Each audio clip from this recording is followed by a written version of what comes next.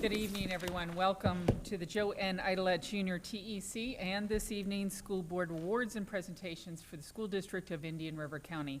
I ask out of respect to everyone in the room, please silence your electronic devices at this time.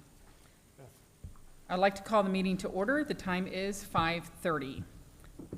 I would like to recognize the superintendent for a series of awards and presentations. Dr. Moore.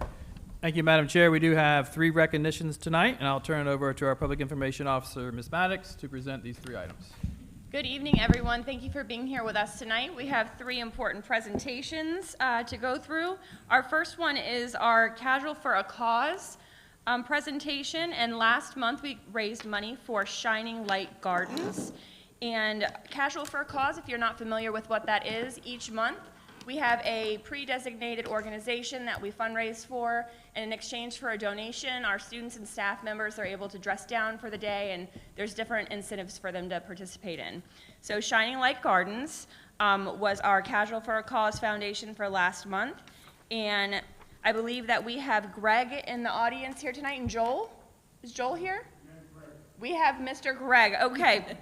Greg, if you would please come up to the podium, we would like to give you a check for $1,973.74. Show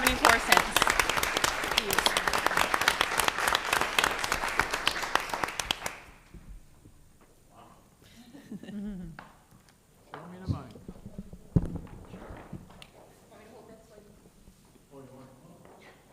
Okay. So this is what it looks like. Well, good evening. Shining Light Garden, if you don't know anything about us, we've been in Vero Beach 15 years.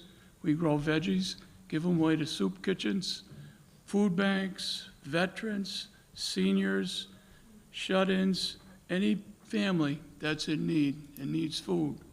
We also grow flowers, fresh grown flowers that go out to hospice house once a week, and nursing homes, and any other shut-in that want them. We also have fruit trees. Shining Light Garden is 100% volunteer, 100% giveaway, free of charge. Everything goes out free of charge. Every one of our volunteers donates their service, and they have a heart for giving and helping this community out. And we're proud to be at it, and with this generosity, we can continue. And we thank you.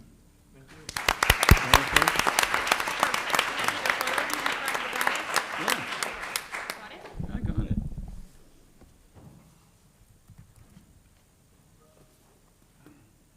Want me to squat down? No, right here.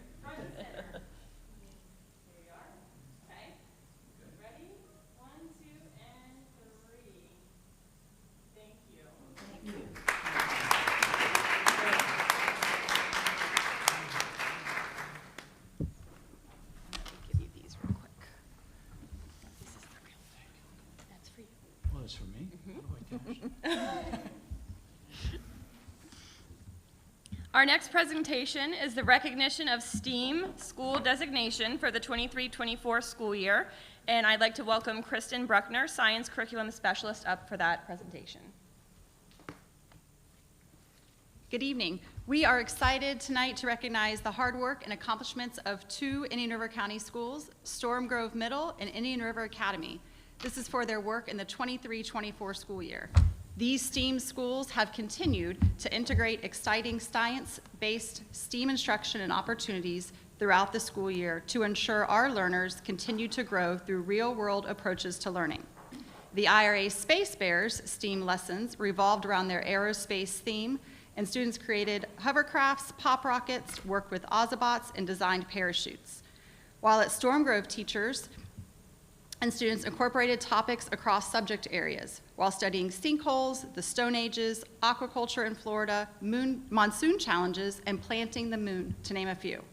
It's an honor to have the privilege to work with these 2 schools and teams to present each STEAM school with a certificate in recognition of your collective efforts and hard work, dedication to being best by students, and continued partnership with the local community organizations to further their work this year. I'd like to call Storm Grove Middle and Indian River Academy to come receive your certificate.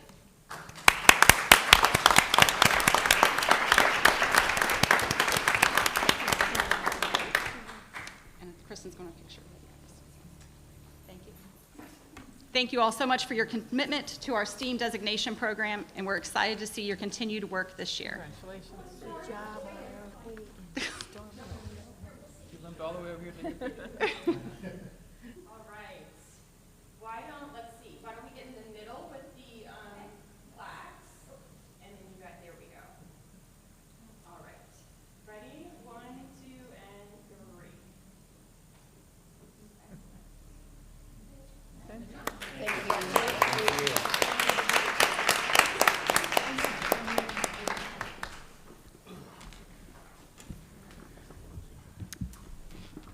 For our final presentation tonight, we're proud to debut our Patriots Day and 9/11 Heroes Day video.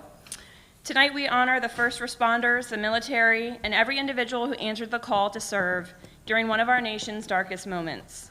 Let us never forget the lessons of that day, and let us continue to educate future generations about the strength that comes from standing together.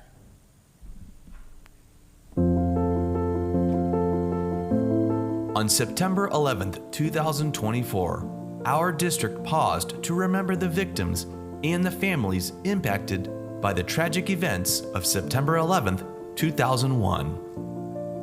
On Patriot Day, students and educators joined their communities to pay tribute to those who displayed incredible courage and selflessness during the tragic events of September 11th. In honor of Patriot Day, schools held ceremonies, paused for moments of silence, wore patriotic colors, wrote notes to local heroes, and even participated in virtual reality field trips to Ground Zero. We will continue to recognize this day each year throughout our district to keep the memory of the victims alive and highlight a time when our country stood in solidarity in defense of our freedoms. In memory and honor of the victims and their families on September 11th, we will never forget.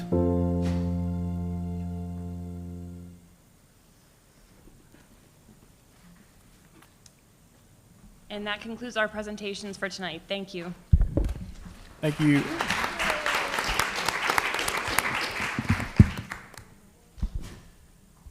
We're all set? Yep. Okay, so this concludes our awards and presentations this evening. The time is 5:37. Our business meeting will start at 6 p.m. We will have an invocation 5 minutes before. Thank you.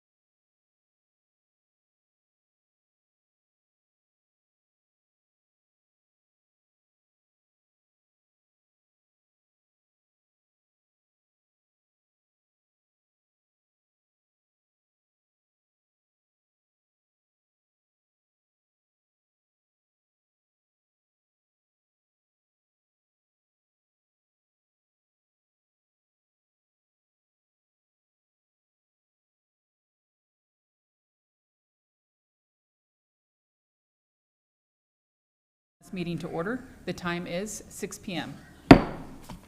I ask out of respect to everyone, please silence all electronic devices at this time. Also, if you have any material you wish to share with a board member, please give that to our executive assistant, Mrs. Morey. Now, every time I say this, I mention the Joanne Idlett Jr. TEC, and we actually have Mr. Idlett here in the audience today.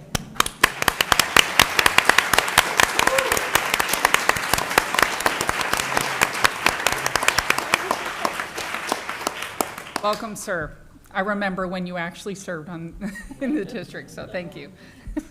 All right, at this time, we're going to have our Pledge of Allegiance, which is led by the Vero Beach High School Air Force Junior ROTC Detachment 043 under the direction of Major Retired Dean Rasdale and Senior Master Sergeant Retired Sean Rood. Please stand.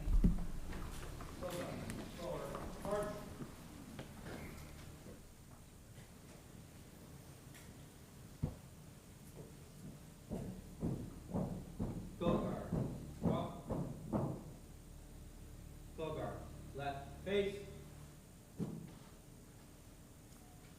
Go guard. Present. Colors.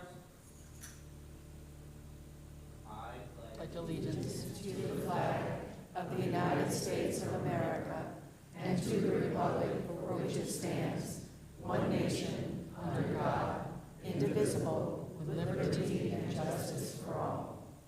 Go guard. Carry. Colors. Go guard. Post. Colors.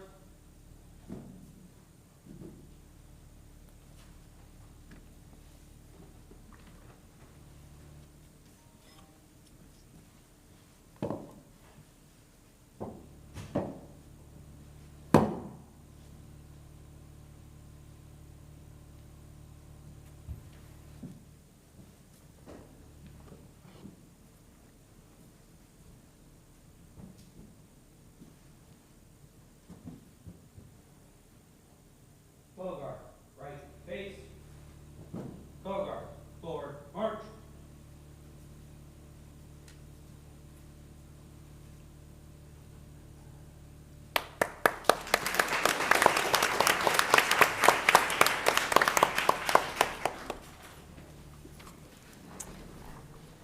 Thank you to our color guard. At this time, board members, I'd like to ask for the adoption of the orders of the day. Are there any items board members wish to move from consent to action or add to discussion? Yes, ma'am. Dr. Jones? Yes, I would like to move action 11B, the voting for the naming of the Vero Beach High School Administrative Suite after Dr. A. Ronald Hudson to right after the proclamation.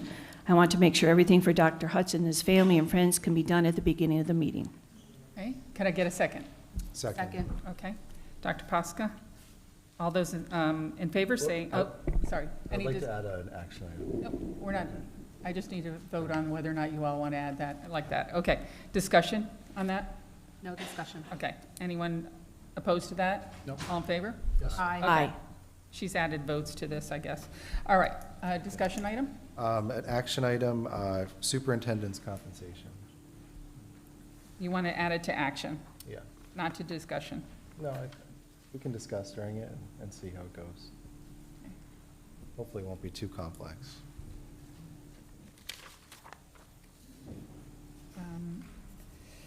Could I get a second on that? Second. Okay. Anyone opposed? Okay. All those in favor, say aye. Aye. All right. Anything else? I'd like to move 6G out of field and 7A, school improvement plans to action. Okay, so 6A. 6G, 6G and 7A, 7A. Move from consent to action. yes. There's a second on that? I'll second it. Okay. Any discussion? All those in favor say aye. Aye. Aye. All right. Anything else? Okay, another challenge, got it. All right, so at this time, we have our proclamation honoring Dr. A. Ronald Hudson. Dr. Moore, go ahead. I will defer to Dr. Jones. Thank you very much. I would like to introduce a very special guest tonight, Dr. A. Ronald Hudson, who will be coming to the podium later. The School District of Indian River County is honoring Dr. Hudson tonight with a proclamation. With the permission of the Chair of the County Commissioners, Susan Adams, we are using the proclamation our county commissioners wrote as a template. And we are also joining them in recognizing the last Saturday in June as Dr. Hudson Day in this county. Several of us in the district were at the dinner to honor Dr. Hudson in June, and we all thought we needed to do something similar to that in the school district. So we started to plan. And members of the work group who are here tonight, would you please stand? Those who have been working with us, please stand. I know you're here. I just want to thank them for all of their work. We started this in June, and here we are in September, so thank you very much.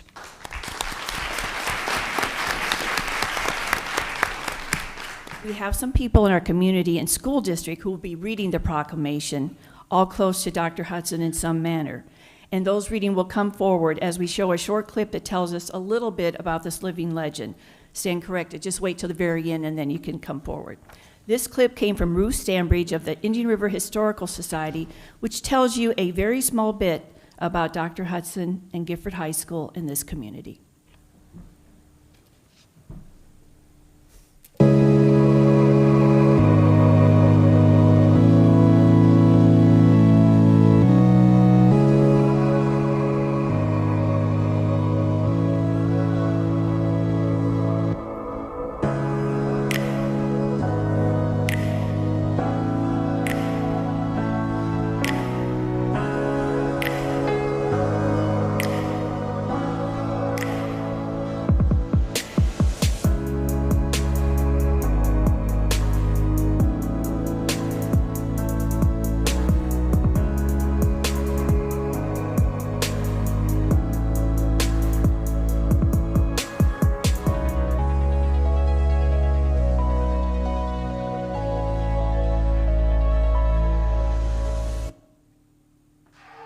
In the 1930s, there was a man named Mr. Jeffries who owned a general store in Gifford, and he donated land for a school for black children because they had nowhere to go to school. The building that is now Gifford Middle School was previously Gifford High School. Classroom on this side, classroom on that side, and a hallway down the middle, and our water fountain was an old cow trough. I think there must have been about 150 or 175 students in the entire school, but it was exciting. Back then, all of the grades were in that one building, and it was grades 1 through 12. Everybody, was far below the poverty line, but nobody knew it. There were no school buses for us to walk, so that helped keep our weight down because we walked every place we went. We were all taught that we had to be self-reliant. But the experiences that I had here was that we were always told we could be whatever we wanted to be if we worked hard enough. Most of the people, the adults at that time, worked in some form of agriculture. My dad worked all his life in the groves, in the citrus groves. I had 8 siblings, and my dad never made over $5 a day all of his life. It played a role in me deciding that there must be something else for me to do other than what my dad had been doing all his life. I just knew that education was an important part of it. I came to Gifford in 1957. My mom was home economics teacher here at Gifford High School. Working my way up, I graduated from Gifford in 1964. We were a close-knitted family, I can say, here at Gifford High School. I remember every day, starting the day with prayer, songs. No one in the community thought or knew that we were poor because we were treated like kings and queens at Gifford High School. I often think of the statement, it takes a village, and Gifford had a village that raised their youth and their children in the community. I remember this community where everybody helped everybody We left our doors open, and no matter whether you came to school with peanut butter and jelly or ham sandwich or whatever, if someone didn't have something to eat, we all shared. I cherish and all the years of coming through Gifford High School, from first grade through 12th grade, matriculating the grounds on this campus. And I must say that I had some of the best teachers. When our parents sent us to school, they knew that they were sending us to caring people. For what we had, we took advantage of it and did what we could for it to make us to be very successful. Sports meant a great deal. It made me a tough guy. I believe today that if you were an athlete and you quit the sport, well, you'll quit in life. They now have a gym. We didn't have a gym. We've had an outdoor court. We went out, cut down a pine tree to make the posts to hold our basketball backboard up. I played on the first football team that this school had. Our equipment when I played football was two dummies that we tied to some pine trees, and that's how we learned how to block. But we beat a lot of teams. We were always competitive and we were always champions. And that was a testament from how we were coached back in the years. I was a draft choice of the Chicago Bulls in 1972, coming right out of Gifford. Who would have thought that a young boy from Gifford would even have an opportunity? We had heard that Jackie Robinson was going to be part of the Dodger baseball team. Finally, a black person is going to be on a major baseball team. We walked the railroad track over to Dodgertown, and people were coming in on buses and all over. I mean, they were just, all over. I mean, this was just amazing for us. You didn't see crowds like that. Those are exciting times for us, you know. It gave us a little hope. We were inspired by the fact that hopefully things are getting better. The last graduating class from Gifford High School was 1969, and after that time, integration was a part of the community, and the students were bused to Vero Beach High School and other various elementary schools throughout the county. One of the precious gifts that was left to Gifford High School was from the class of 1964. A sundial was planted as a graduating gift, and this February we would dedicate that sundial as a historic marker from the Restoration Department of the state of Florida. So yes, the young people in the community and new residents will know that there was indeed a Gifford High School. John B. Witt, the principal of Vero Beach High School, interviewed me for the 68-69 school year, and I was hired as the first African-American teacher in vocational home economics at Vero Beach High School. And I think that we were one of the first counties in the state of Florida that had a smooth transition into integration. When I pass by this school, and it brings back fond memories of my days here at Gifford High School. I was fortunate to teach at Gifford High School. In 1965, Sam Hunter, he became my principal. He was the principal of Gifford High School until we integrated, and that was in 1969. Sam came with some innovative ideas. He was quite an inspiration, involved in not only the Gifford community, but Indian River County in so many different ways. We had some very bright students. We have doctors, lawyers, you name it. Those students have done very, very well. When we at Gifford High School, we had a heart in this community. And over the years, we have lost the heart of the Gifford community. One way we are putting the heart back into our community is to open a Gifford Historic Museum. Gifford Historic Museum will serve as an inspiration, not only from the past, but where we can go in the future. My hope is that every child that walks through these doors go out into the future and realize that there's unlimited potential for them to achieve their dream and beyond, and know that there are no limits.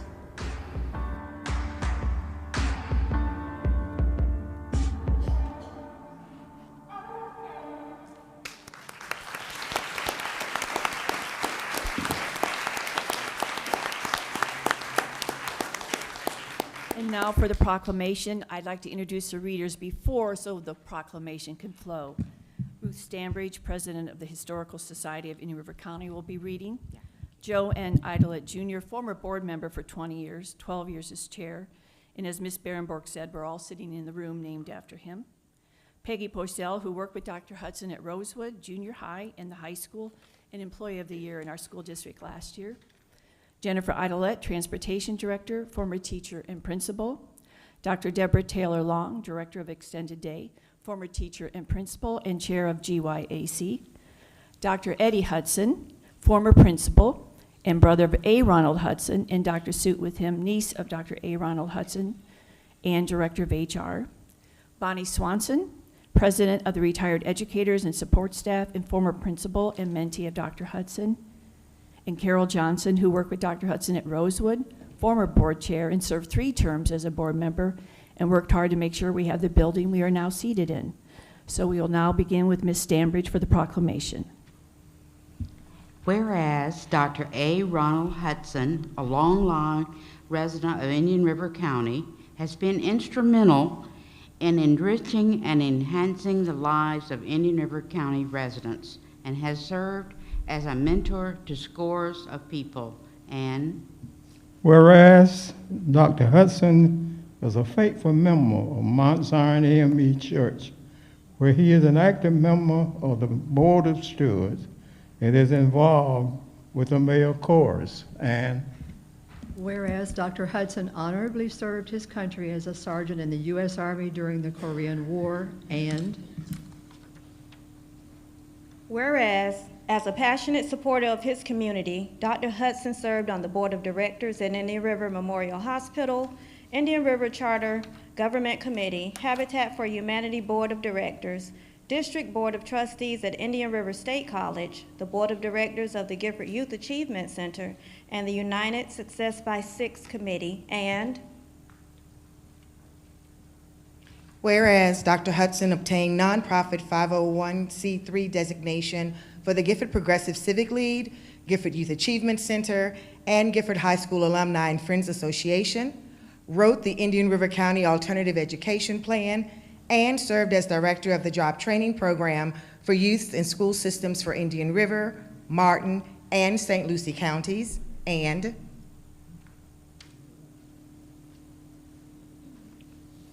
whereas Dr. Hudson impacted as an educator has lasted the legacy as the first Black principal across the school district of Indian River County, serving as Rosewood Elementary School, Douglas Elementary School, Wabasso School, Vero Beach Junior High School, and Vero Beach Senior High School, and also serving as Assistant Superintendent of Curriculum and Instruction. And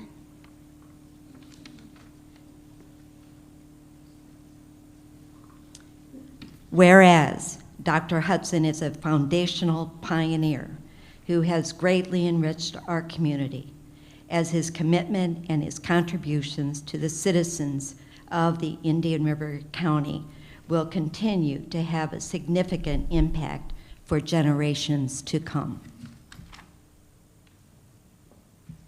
Now therefore be it proclaimed that the School Board of Indian River County joins the Indian River County Board of Commissioners in recognizing the last Saturday in June as Dr. A. Ronald Hudson Day, adopted this 23rd day of September 2024.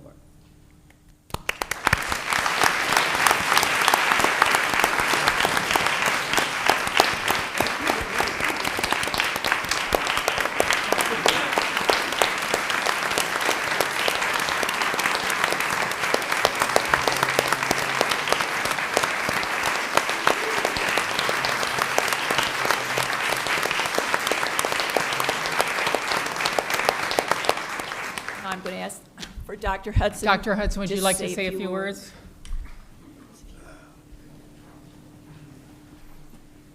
Wow.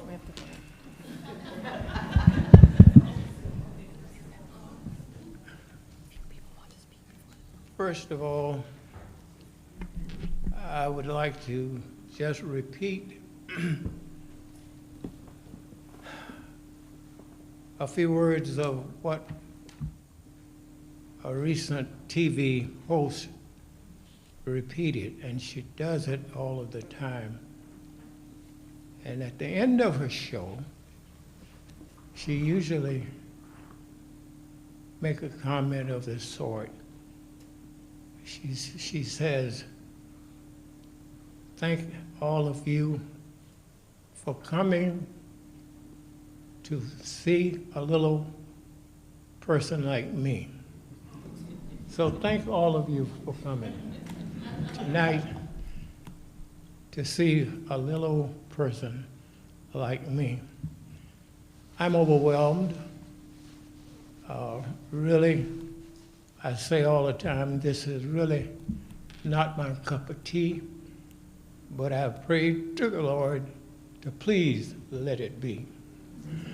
I would certainly like to express my thanks and appreciation to this board and to Superintendent Moore and your great staff, and to the committee.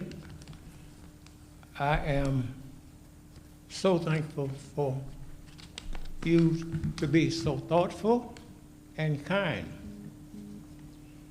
And I have a few comments here that I want to just make because they're very meaningful to me. I would also like to thank the Indian River County School District for hiring me some years ago, a few years ago. I was hired at a time when I really needed a job. And I also want the board to know that Indian River County School District not only hired me, but they gave me multiple opportunities to support for professional growth and learning during my career. And without them providing an opportunity for me to grow professionally, I would not have achieved some of the goals that I had always wanted to achieve.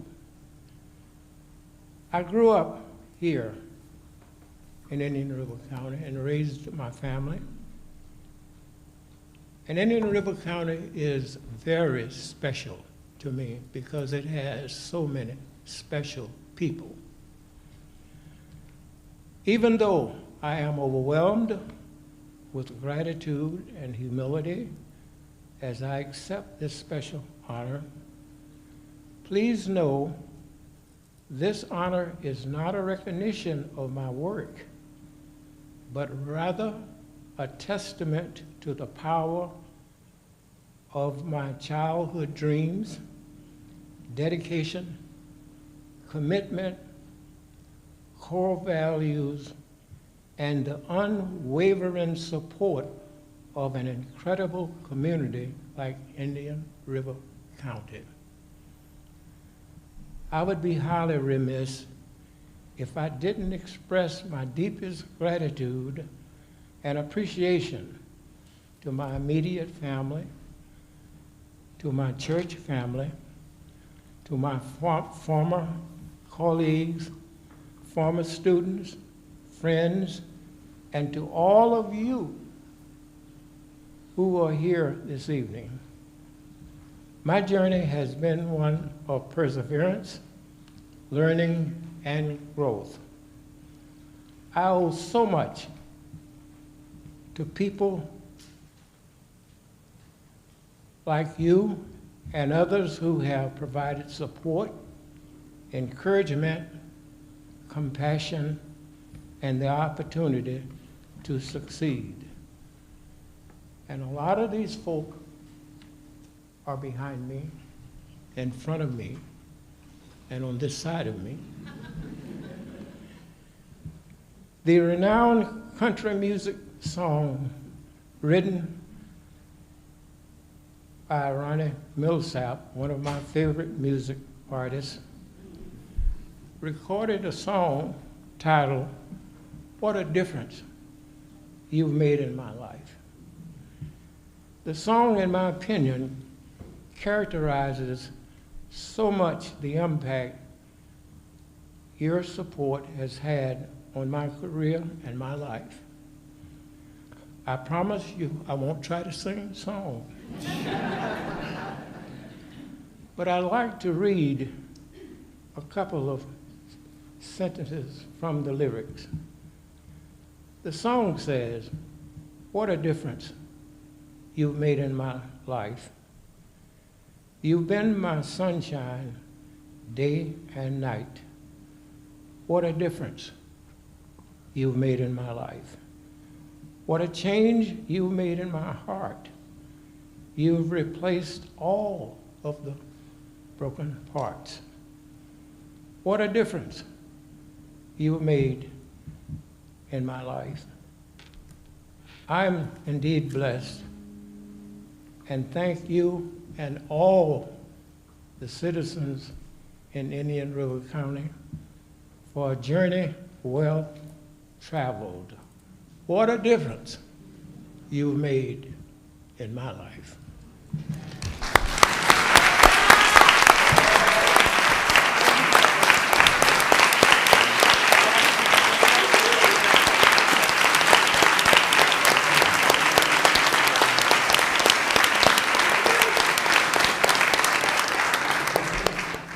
And Madam Chair and Board, with your permission, before the vote, we have 5 people who would just like to say a few short words. And we will begin with Mr. Pearson. Right. Okay, friend and colleague and Promise Keepers. I'm Dave Pearson. I became acquainted with Doc in the early planning stages of GYAC. We wrote the initial mission statement together. And what a vision this man had for the children of the Gifford community. He knew what he wanted to accomplish, and he had a plan for getting there. He was amazed as he shared this dream with others. The excitement that he built was something I had never experienced before. It seemed impossible, but Doc made it so achievable if we all just worked together. And look at GYAC now. How is that for a visionary? Let me reflect a moment on our Promise Keepers group, a group that focuses on bringing blacks and whites together. At PK, Doc sits very quietly. He listens intently. Then about halfway through the meeting, Doc begins to share. The group hangs on every word. What insight, what knowledge he has of Scripture. Equally important, he knows how to communicate in a personal way that we can all understand and follow.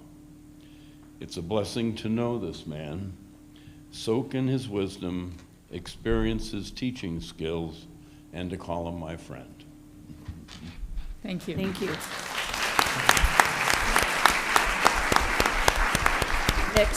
Next we have Angelia Perry, Executive Director of GYAC. Good evening. I'm Angelia Perry, the Executive Director of the Gifford Youth Achievement Center. For over 60 years, Dr. Hudson has been a passionate advocate for education and a pillar of the Gifford community. He champions the importance of education and its transformational impact on students. As one of GYAC's founders, Dr. Hudson is a humble man from humble beginnings who doesn't seek recognition. His life's work has been education, and he embodies what we learned at our alma mater, Bethune-Cookman College: enter to learn, depart to serve. Dr. Hudson has planted seeds in this community that will bear fruit and change lives for generations to come. So on behalf of the Gifford Youth Achievement Center, I respectfully request that the school board approve renaming the Vero Beach High School Administrative Suite to the A. Ronald Hudson Administrative Suite. Thank you. Thank you, Angelia.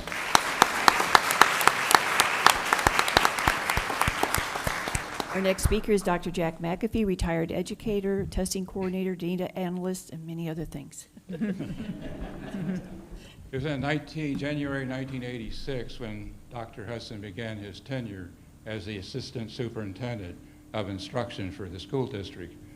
I was on the staff at the time, working as a Director of Program Evaluation and Student Assessment. As he worked with the staff in the months to come, we felt that as a group that he was really special. And with his leadership, we felt that in time we had established an esprit de corps. It was going to work every day was a delight. And those years were very productive in terms of what we were able to accomplish. Though we were sad to see him retire from the school system, he did not retire. No, among other things, he went to work with others to develop the Gifford Youth Achievement Center. There he continued to serve the young people in our community, to help them to live and realize their dreams. He leaves a legacy that will continue to inspire those who have come to know him.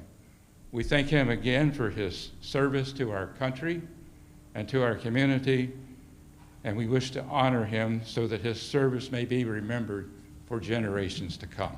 Thank you.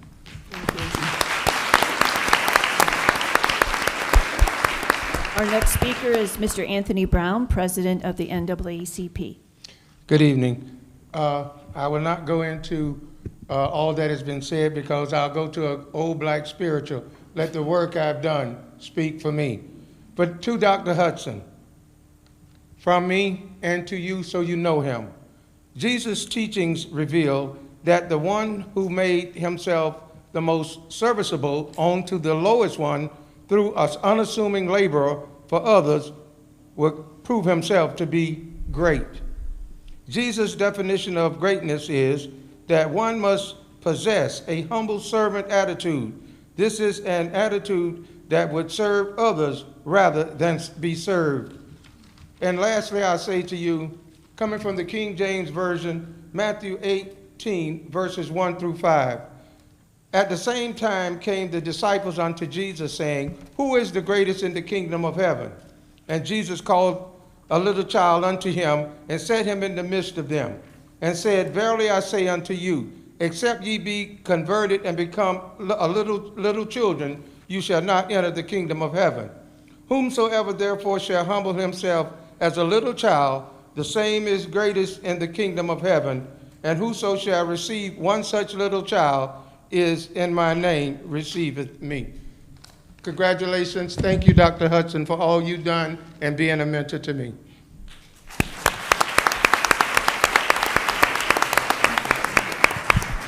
And our final speaker, Mr. Eric Seymour, Assistant Superintendent and former Vero Beach High School Principal.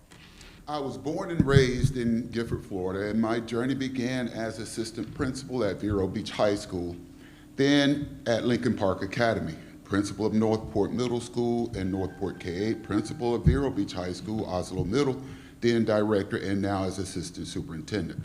None of this would have been possible without a clear vision. I am especially grateful to the late Mrs. Martha Hudson and wife of Dr. Eddie Hudson, who was my mentor once I became a teacher. She often shared the journeys of Dr. A. Ronald Hudson, which was truly inspirational, but most of all, gave me a vision. She challenged me to be mentally strong and to expect that there will be bad days, but to stay focused so that the good days will eventually outweigh the bad. Hearing Dr. A. Ronald Hudson speak many times at Mount Zion AME, one would not expect that there were ever bad days.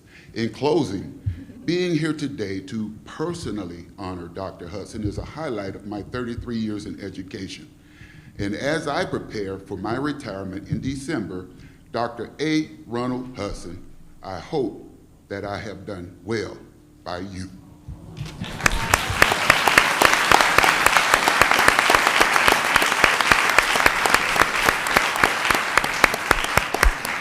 Just one thing, too, before the vote, and of course, board members may speak. Ms. Maury, would you bring those to Ms. Poisel, please? I'm doing this right now. We would also like to honor a very, very special lady tonight, Dr. Hudson's wife. Just thank you for being there with him through his journey.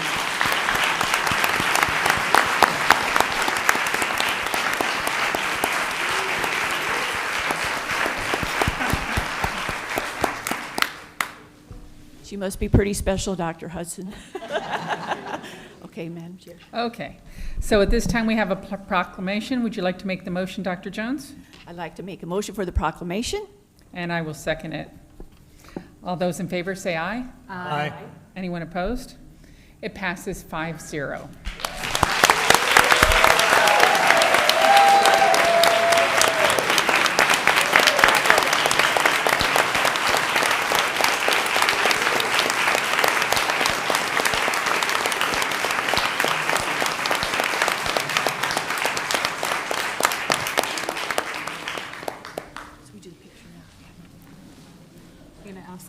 Do you want to do the picture now or after the other vote? Ask board members for comments. Any board members? Let's wait. Hold on a second. Board members, would you like to comment? I would. Okay, go ahead. Definitely. Dr. Hudson, Mrs. Hudson, it is a complete honor to support this tonight on your behalf, of course. Behind every great man, there is a greater woman. I see your... So you deserve more than the flowers. When I think of all of the things that you have accomplished, the one word that keeps coming to mind is legacy. If there were ever a legacy award, sir, you would be the picture of legacy for this community and beyond, because it's my understanding that you have not only done work for the community here in Indian River, but also St. Lucie County. So, another thing that comes to mind is you come up to the podium and you speak on how gracious you are to see the people behind you and to the side of you and in front of you coming to support you, and yet you don't point the finger at yourself. I don't hear you be proud of the work that you have done. But with the legacy that you have left, it shows that there is truly humility within your heart, and that doesn't make you little, that makes you great. So I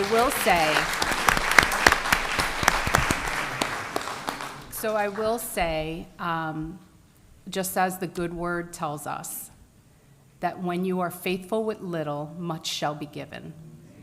So be blessed, be honored, because you have a swell of people blessing you for all that you have given to others. So congratulations.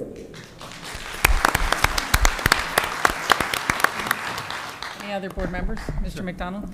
Yeah, I'm very impressed by the outcropping of love and affection and care from all who've been in contact with you over all these years, and it's very impressive. As a man of God, to recognize and to submit yourself humbly to a life of service is the blessing in itself.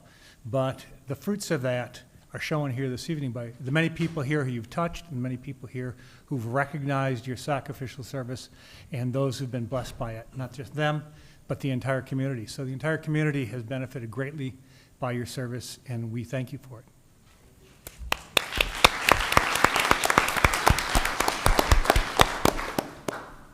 Dr. Pesca? Sure.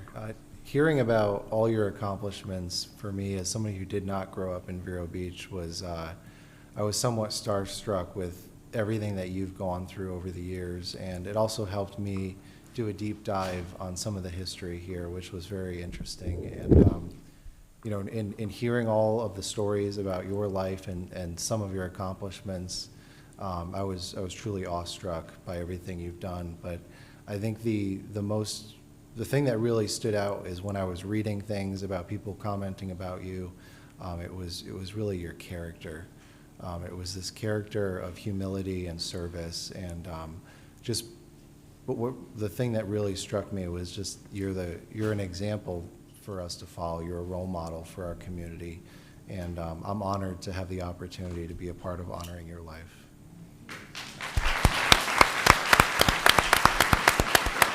Can I speak again? Dr. Jones.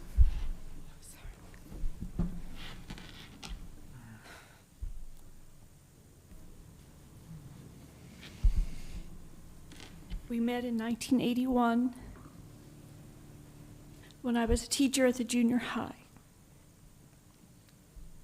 And you brought me into my first administrative position. Wait a minute. Well, that was a 40.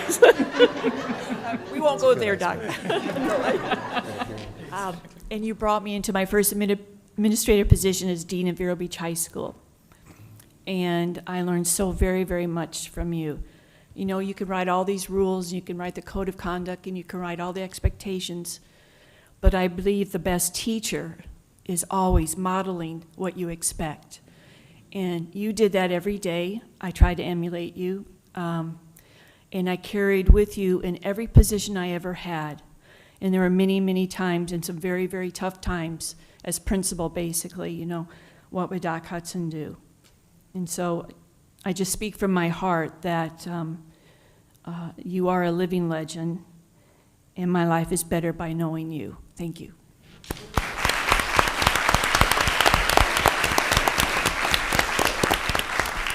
So my turn, Dr. Hudson. I moved here in the 80s as well. And I was selling artwork as a stay-at-home mom. And it was caricatures. And someone purchased one of my art pieces, and I wasn't the artist, but I did all of the personalization on the art for the person. And it was for you. And someone asked me to add all of this. Normally I add 5 things, but I think it was like an hour it took me to add so many wonderful things about you on this art. And I thought, who is this gentleman? Who is he? And then I found out not only are you a wonderful educator, but you have so many people in your family that are wonderful educators and have brought education to Gifford and to our community in a light that I think is so welcoming and love, and we need so much today. And I appreciate all that you have done. Thank you.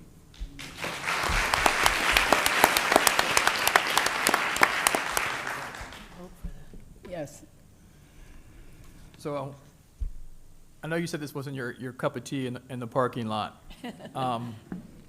But when you look at this body of work, and for someone who's ultimately dedicated his life to having impact and chasing impact, and I look at this room that is filled and evaluate the impact that you have had on everybody in this room, as well as the entire community, it is absolutely inspiring to continue to do this work, to continue to ensure that your legacy lives through my actions as superintendent. So truly inspiring to hear the stories, to see the smiling faces for everything that you have done in their lives. So thank you so much.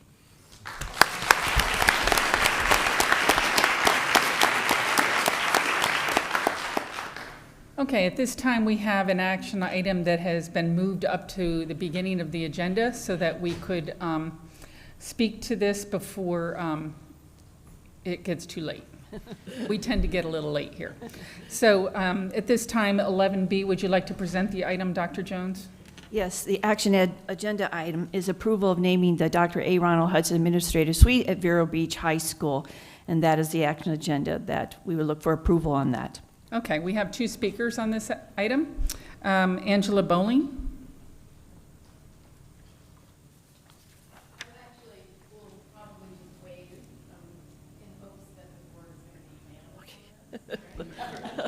Okay, and Michael Marsh is our second speaker. Thank you, Dr. Jones, for all you're doing in the community to get us here tonight. So many more organizations that are in support of this. Thank you. Okay, thank you, sir. All right. At this time, let me move to that one because you guys have moved it all around on me. Thank you. All right, so at this time, I'd like to ask for a motion for the approval of naming the Dr. A. Ronald Hudson Administrative Suite at Vero Beach High School. So move. Second. Okay, Dr. Jones, Dr. Posca. Any discussion of this item? All those in favor say aye. Aye. Anyone opposed? It passes 5-0.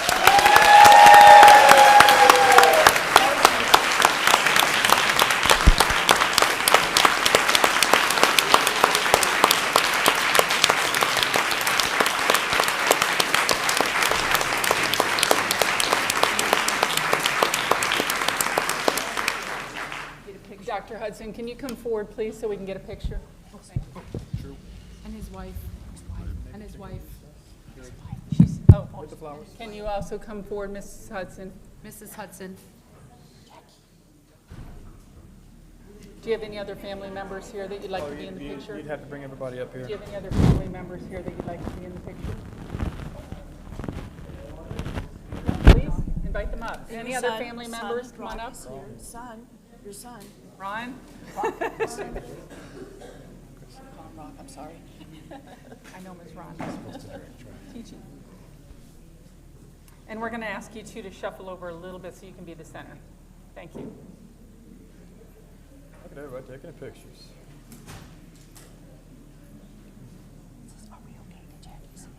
Hi, Kristen, you want to help us out? Yeah, Chris, I don't know. Everyone just, let's see, we have four over here, just so we're even on both sides. Perfect, yes, if you could just move right there. Okay. All right. Ready? And move here. 1, 2, and 3.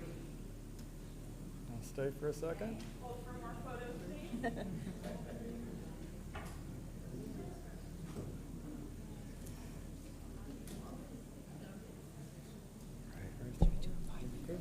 We got them all. 5-minute break. Yeah. That's a doctor. We good? Good? Okay, thank you so much, sir. Thank you.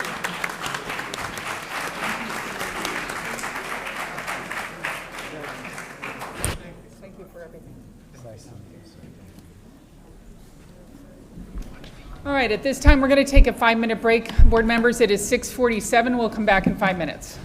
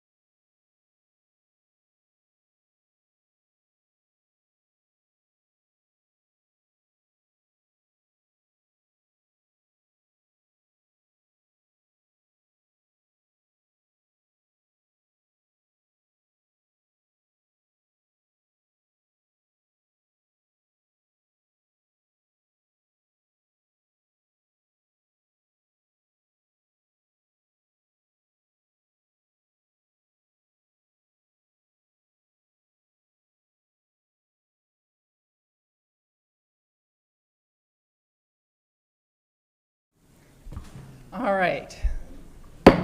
We are back. It is 6:52. At this time, I'd like to call for citizen input. Superintendent's report? Oh, I'm sorry, you want to do superintendent's report? Go ahead. Only because it's next on the agenda. Got it. I thought that was your report. Okay. No. Thank you, Madam Chair. I'll take no offense that the room cleared out right before my presentation. I understand it. So this is just a quick review of some of the opportunities we've had to engage with our community and continue to move the work forward in our school system. On August 29th, we've created a strong relationship and rapport with our faith-based community. We've now had a series of 3 meetings with about 45, 50 of our faith leaders coming together to make connections and build relationships and provide the highest levels of access to our community. Our schools serve in support of our community.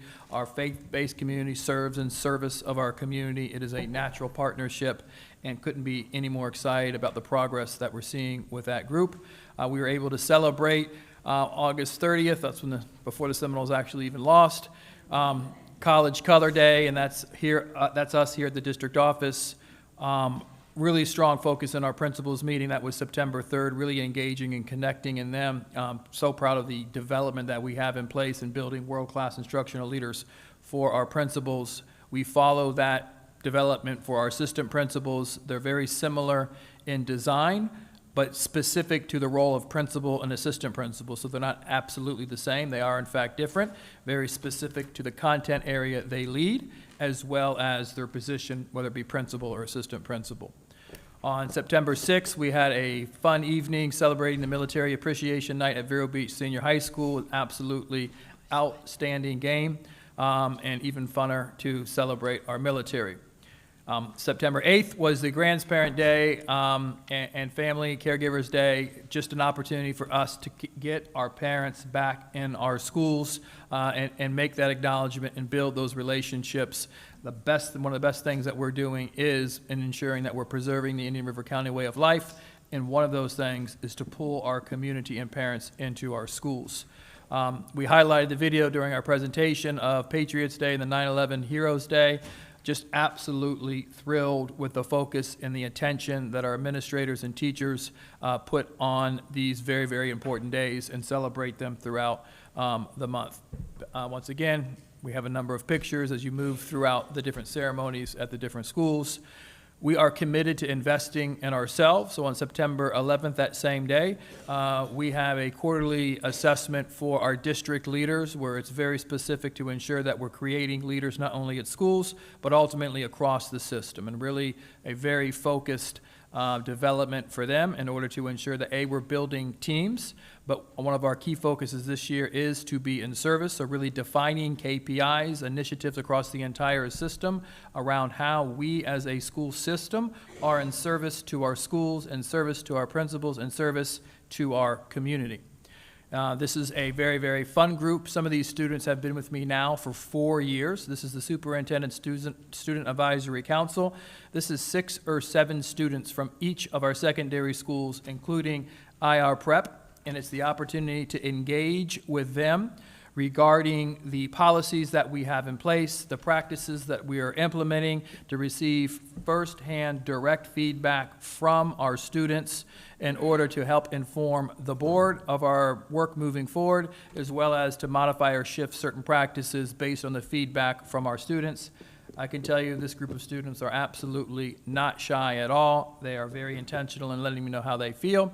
And we have some very, very great conversations, and they're a big reason we're providing the service that we do. Constitution Day, which is September 17th, once again, another very focused celebration across the schools, across grade levels, grade level appropriate, but in our schools and in our classrooms, making sure that we're celebrating appropriately. We've had the opportunity to highlight a documentary on the impacts of adult who cannot read. That was both September 17th and 18th, a community-wide event, really to acknowledge why literacy is so important in our community. So I was glad to be there.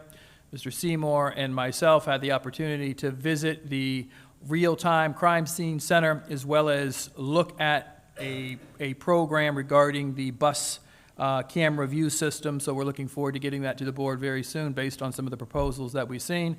State-of-the-art technology coming to our buses very, very, very soon, as well as possibly speed zones and partnering with the sheriff's office.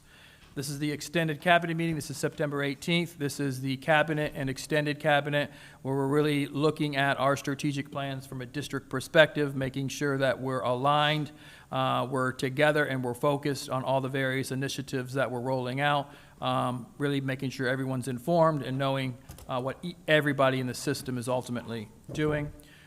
Take Your Dads was just last Friday. It was Dads and Donuts, whatever the schools called it. They had different themes and theories, but once again, getting our dads and parents into the schools is an absolutely outstanding event.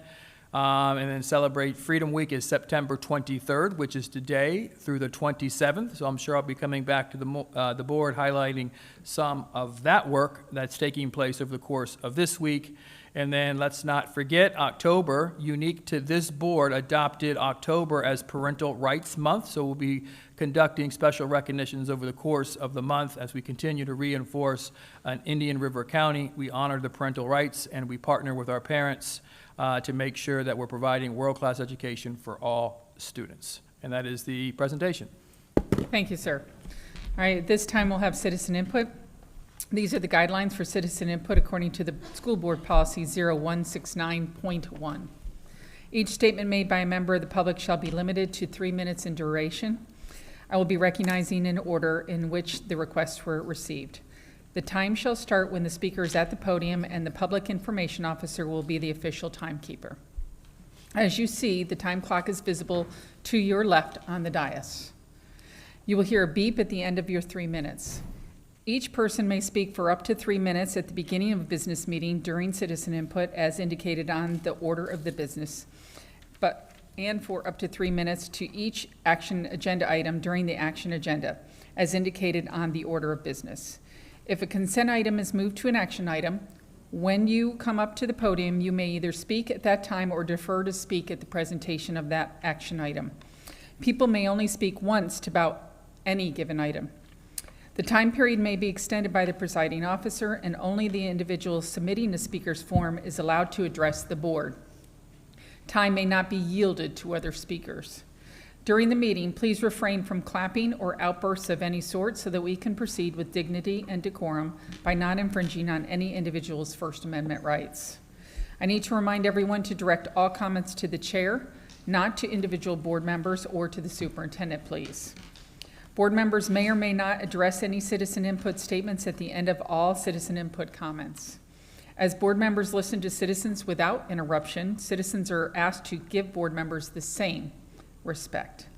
As per Florida Statute 1001.7372, subsection 3, the presiding officer of any district school board may order the removal from a public meeting held by the district school board of any person interfering with the orderly process of such meeting, provided such officer is first issued a warning that continued interference with the orderly process of the meeting will result in that removal. The first warning is to everyone at this time: no personal attacks, no inciting, and no disrespect, please. I will be calling you up two at a time. The first person will be called to the podium to speak, and the second person will be in line to speak next. Speakers shall not engage in personal attacks or abusive language. The chair has the right to terminate any speaker's privilege to address the board if this rule is violated. If you have anything to give to the board members or the superintendent, please do that through our executive assistant, Mrs. Morey. She's seated right there. It is clear that the board has taken action to comply with the law regarding instructional materials, including library books. If you are here to express your opinion regarding HB 1069 on materials in school libraries, we would ask that you first visit the staff in the lobby to initiate the challenge process. Finally, the school district supports First Amendment rights of speakers and the rights outlined in HB 1069 regarding library materials. As such, some individuals may choose to exercise these rights, which may include reading material with language or content that is not appropriate for all audiences. Knowing this, please make a viewing decision that is appropriate for you and your family. At this time, I'd like to call our first speaker, May Asensio, and our second on deck is Susan Meal.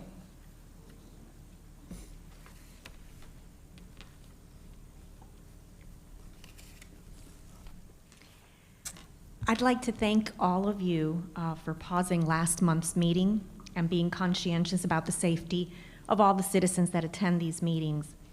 Allowing behaviors that demonstrate, showcase, and even applaud threats or violence leads us to a dangerous road that should always be closed. So I'm grateful to all of you for doing the right thing and eliminating the threat to a specific person at that meeting by escorting the person off the property.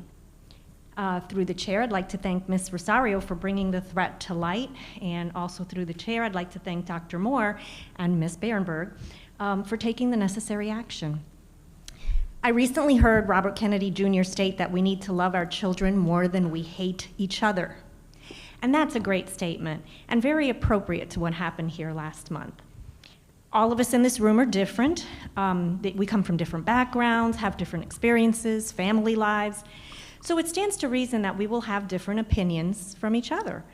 We may agree 10%, 25%, maybe even 50% of the time. Or we may never see eye to eye, but respect must never be lost. Let us remember that the true warrior fights not because he hates the ones in front of him, but because he loves those behind him. That actually about sums up Moms for Liberty in a nutshell. Also, I want to thank the board and acknowledge them. Finally, the right thing was done and the U.S. Constitution was put into the hands of our 8th graders. It's not a political document, it is a historical document, and I pray that reading it will spark in many an interest and passion to maintain our republic as it was intended. And it is a republic. We are not a democracy. A democracy is 2 wolves and a lamb deciding what's for dinner. The authors of the Constitution understood this, and they penned this most important document to ensure true freedoms for all, which is why it is so important that copies of it get spread far and wide. My parents saw the value of the foundation of this country, that is the Constitution, and brought me to the United States from a communist country where we were not allowed the freedoms that we are blessed with here. So once again, just thank you so much for these 2 items and the distribution of the U.S. Constitution in particular. So I'm very grateful to you all. Thank you. Thank you. Susan Meal is next. Rosemary Wilson is on deck. An amazing earlier program, totally impressed with it all. And it brings home 2 words, unity and community, which are what I want to kind of talk about. There's been a lot of talk lately about candidates, races, elections, and the will of the voters. And it's interesting, one person on this board was elected twice to her position. So I would suggest that her being appointed to a committee by the board would be the will of the people. I also remember a number of candidates, including one who won, campaigning on the idea that we all need to get along, tone down the rhetoric, and get back to business. I'm wondering what kind of charade that it is he's playing. Now he threatens to sue the board or district or somebody over a vote they took long before he was elected and before he has even been seated on the board. That's one way to start off on a fair and collegial footing. How do the people who voted for his promises now feel? Another charade seems to be the Joint Unity Work Group, because unity, there's been no meeting since April of the group, and well before the August election. And Ms. Rosario, a Hispanic woman and board member, seems to be the perfect and natural fit for this. It appears that the leaders of the unity group and this candidate don't really want unity or fairness or to tone down the rhetoric. They want to control to do what they like and what they say. They want to use lawfare, ignoring the will of the people, and using the group to maintain power and control, even if it means spitting in the face of a board member. I suggest that's shameful. I must add that I'm glad to see that there are a number of community members participating in the science curriculum selection and review process. As we found in the past, we need oversight and transparency in this process. From past experience, we know some board members didn't even bother with such things, and they left the decisions to others. Not a good way to govern. I think we all appreciate... Can you hold 1 second? Hold the time. That's not your time, I don't think. Do we need Is to there worry a about that? tornado Hold your coming? time. Are we okay? Oh, Amber God. Alert? Okay, sorry. I'm sorry. Go ahead. I think we all appreciate the sense of community cooperation we find these days and hope it will continue despite that new board member. Thank you. Okay, Rosemary Wilson is next. Barry Dean is on deck. Hi, I'm Rosemary Wilson, and I'm speaking on agenda item 11A. One of the good changes in the amendment proposal of policy 2130 is that it addresses all students who are currently underachieving in the district. It aligns exactly with the superintendent's intention when he stated on September 9th, and I paraphrase, "We used the data to find the students in need and address their struggles." The amended proposal says clearly the school board is committed to closing the achievement gap. Elsewhere, it states the board and all schools in our system shall take active measures to maintain high expectations for all students and to eliminate the persistent underachievement in the academic performance of individual student subgroups based on race, ethnicity, and economic class. Active measures shall be defined as those which promote supportive educational environments that are free from discrimination. There are simple eternal concepts that have already proven to raise academic achievement among all students. Again, I refer to Dr. Moore's presentation showing all subgroups having positive gains, with the lowest performing subgroup growing at over double the rate in math and over 3 times as fast in math. With these types of continued gains, by the time unitary status is achieved, there won't be a need to begin policy 2130 as currently passed, because the achievement gap will have been cured. There will always be the lower 25% of performers in any school system. However, our low scores are becoming other districts' high scores. Isn't that how you raise the level of all boats? This achievement is at the heart of Dr. Moore and his executive team. It is why our school district has received an A 2 years in a row. He remarked during the discussion, "If I am not doing this work, you should fire me." The data shows that it is being done, and as always, there is room for improvement. All students are benefiting, and the district should implement this policy today to get every kid to reach their potential. Mr. McDonald's policy keeps the focus where Dr. Moore and his team have their focus, on putting our kids' education first. The committee will meet in the sunshine a mere 4 times a year to monitor progress and make suggestions where warranted based on data. I am sure that if the data keeps returning the gains we have seen across all subgroups, those meetings will be short. Thank you. Okay, Barry Deem is next. Margaret Murray is on deck.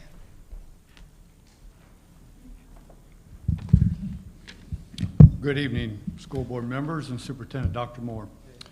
Many times as this board and previous boards spoke of the great appreciation for support staff here in school and SDIRC. Support staff are the workers behind the scenes, the unsung heroes to our children. They make things happen when no one even knows that there was even a problem, day in and day out. They are the first to arrive on our campuses and the last to leave, closing campuses, securing them for the night. So support staff are the big cog in this school system. Everything moves around, shifting, adjusting to keep things moving from one episode to another. They do this for our children and the future, knowing every little bit we give helps our children succeed in life. A lot of great things has been happening here in SDIRC these past years. Kudos to the board members and Dr. Moore for all the great achievements to put SDIRC in a spotlight. One more accolade. Put a line item allocation in the budget, designated for CWA support staff, money allocated for when bargaining a contract, there's something there. Many times we have sit down for negotiations in the past. When we get to the pay raises, we hear it's not there. Money comes out of the general budget, whatever's left. We're asking this board and Dr. Moore to put this line item allocation in the budget. This will send a clear message to all support staff that SDIRC does care for their employees. Would be a huge morale boost, a good tool for retaining, a building block for a better future for SDIRC and support staff employees. A wise woman once said, "Without hope, all is lost." We have hope that this board and Dr. Moore will do the right thing. Thank you. May God bless America. Okay, Margaret Murray is next. Heather Askin is on deck.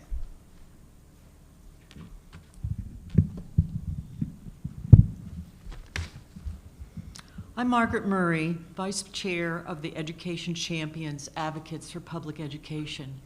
I want to speak first regarding Mr. McDonald's proposed revision to Board Policy 2130, the Achievement Gap Oversight Work Group. In addition to changes in name, language, and membership, Mr. McDonald's proposal initiating the committee now rather than once unitary status is achieved.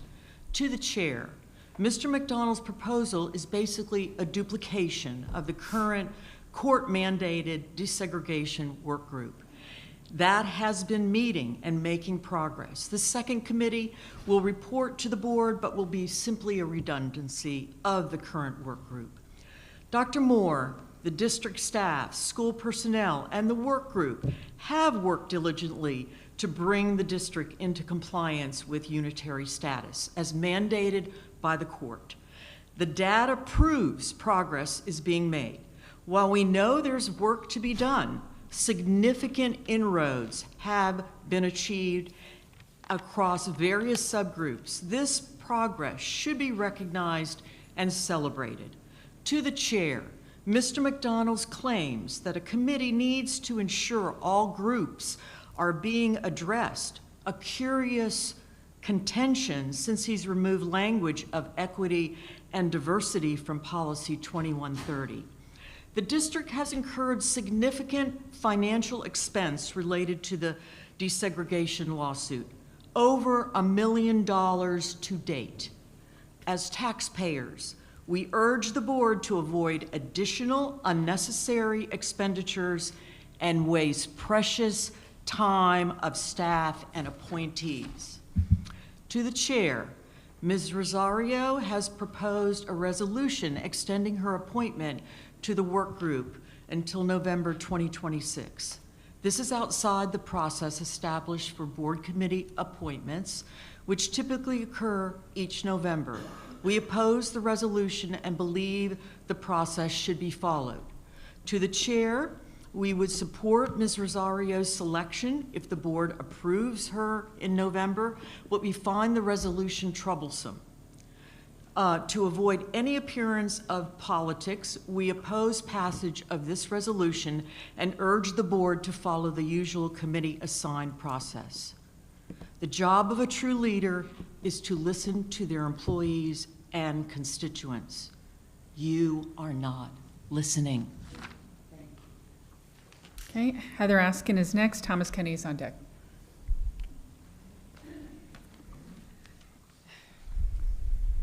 Hello, my name is Heather Askin, and I'm an education champion, and together we advocate for public education. Before I begin, I'd like to sincerely thank you all for keeping our students safe, for providing metal detectors, for encouraging the rule, see something, say something, and thank you to our students, faculty, and community for being vigilant. It's an example of how we are better when we are united and not divided. I'd like to talk about the organization Sandy Hook Promise. You can visit their website at sandyhookpromise.org. It provides age-appropriate programs for K through 12 schools. Their mission is to educate and empower youth and adults to prevent violence in schools, homes, and communities. Their programs teach young people and adults to recognize, intervene, and get help for individuals who may be socially isolated and/or at risk of hurting themselves or others. I believe that we should continue to be proactive in our mission to end violence at schools and elsewhere. The Brookings Institute states the majority of school shooters feel marginalized. Almost half of those who perpetrate K through 12 shootings report a history of rejection, with many experiencing bullying. A Clemson University study found that one thing that all shooters had in common is that they felt excluded and lacked sense of belonging. For some insight into what makes a person turn to mass violence, I recommend watching the TED Talk by Aaron Stark, titled, I Was Almost a School Shooter. Mattering is a general sense of being significant, valued, and important in our relationships, work, and life. It is the idea that each person wants to feel as if they make a difference, are appreciated, and would be missed if they weren't around. Students who feel like they matter, that they are important or significant to others, are less likely to be isolated, ostracized, and alone. They feel confident that there are people to whom they turn to for support. Typically, we don't bully the people who are significant and important to us. Sandy Hook Promise offers a one-week program called Start with Hello, teaching empathy and empowering students to end social isolation. It's a no-cost program. It teaches students to be more socially inclusive and connected to each other. Students are empowered to end social isolation. Its goal is to make sure that no student feels lonely or left out.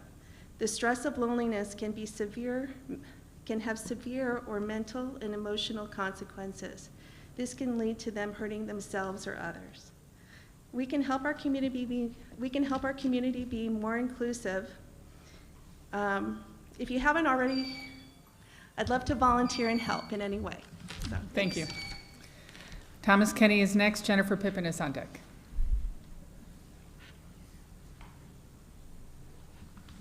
She's passing something out for you guys. Thank you. Basically, what she's passing out is what I sent to you already by email. I want to speak to the talk that came out of the workshop concerning supermajority. The bylaws of the SDIRC, supermajority is not defined, does not exist. The set of agency rules that govern the board on making policy has one clearly written standing rule under the bylaws, policy 0162. 3 members of a 5-member board present at a meeting shall constitute a quorum, and no business shall be conducted in the absence of that quorum. And under policy 167, all motions shall require for adoption a majority vote of those present and voting, except as provided by statute, these bylaws, or parliamentary authority. So in studying the issue, I did reach out to Barbara Proctor, who had a workshop with you guys on parliamentary authority. I've been to 2 of her seminars. And she wrote me back and she said, hey, the term supermajority generally means more than a majority, but it is not specific about how much more. And you need legal interpretation, blah, blah, blah. School board policies are typically standing rules which require a majority vote to adopt and to amend unless the governing documents specify something different. The governing documents are your bylaws, period. Just so you know. Currently, the way the board operates under its bylaws is that it governs by a quorum being present and a simple majority vote. Unless otherwise in government documents or policy, this school board is guided by policy 0162, and there should be 67 as well, which is why you have amended bylaws in the past with a majority of a quorum present. Policy 0162 is, as she says here, nowhere other than in its 2 policies is the supermajority clearly defined. Bylaws always govern the board, specifically when it makes new policy or amends old. The 2 policies are 9700 and 7250, where it is applied, it says the term supermajority vote shall mean one vote more than a simple majority vote of a quorum, recognized as 0162 and 0167. So according to your governing documents, it would fall under the standing rule of a quorum if supermajority is not defined. Policy 0162. Supermajority thresholds are always defined. For example, in the case of overturning a governor's veto, it's 2/3 of a state assembly in a Florida Constitution. In the case of the Florida Constitutional Amendment, we have a few going on the ballot this fall, 60% of the electorate voting yes. The point being, supermajority could be any number over a majority and is always clearly defined in a constitution or bylaws on specific voting matters. The board attorney says you could use a dictionary. You guys don't govern by one. You govern by your bylaws. That's it. So the rest of it's there, and you can read it if you like. Thank you. Jennifer Pippin is next. Michael Marsh is on deck.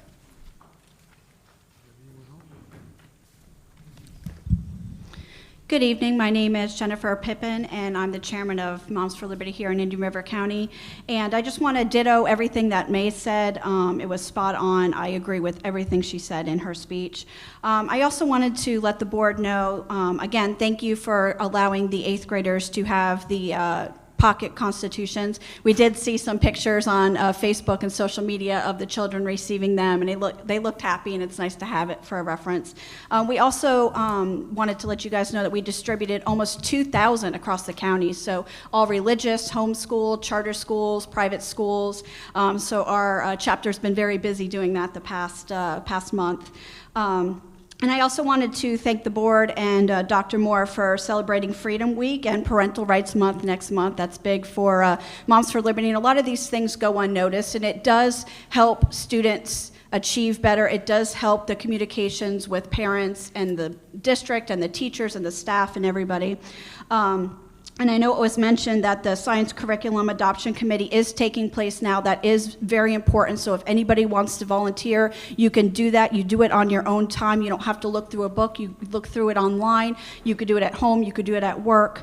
Very, very important, because a lot of the successes of this school district was when Amplify was provided to the school district. And that was done through many organizations and citizens reviewing that and getting it approved through the Department of Education, then here over HMH, which is what our district was currently using before that adoption process. So it is very important as citizens, and there's many teachers and principals on this committee, to get involved if science is something that you are interested in.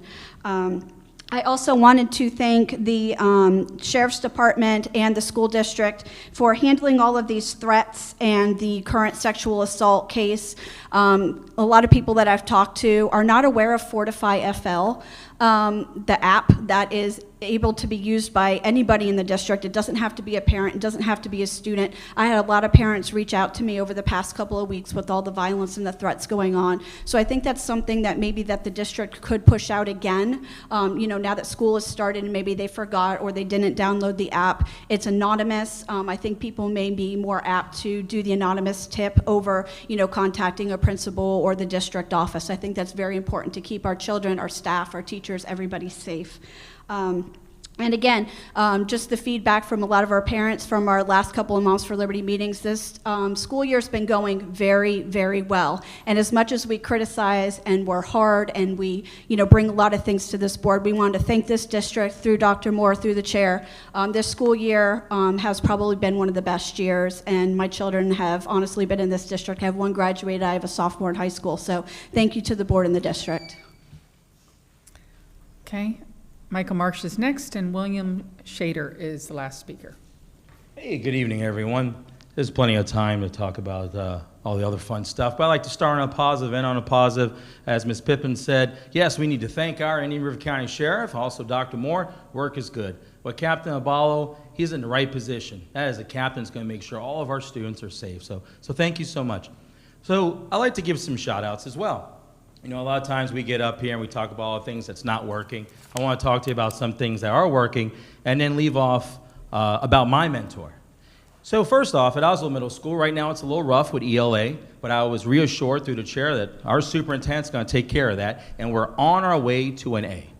But this amazing individual, Mrs. Miller, I don't know what her ELA coach, whatever it is, I'm sure Mrs. Besora knows, but she's doing 2 jobs, and she's doing it very, very well.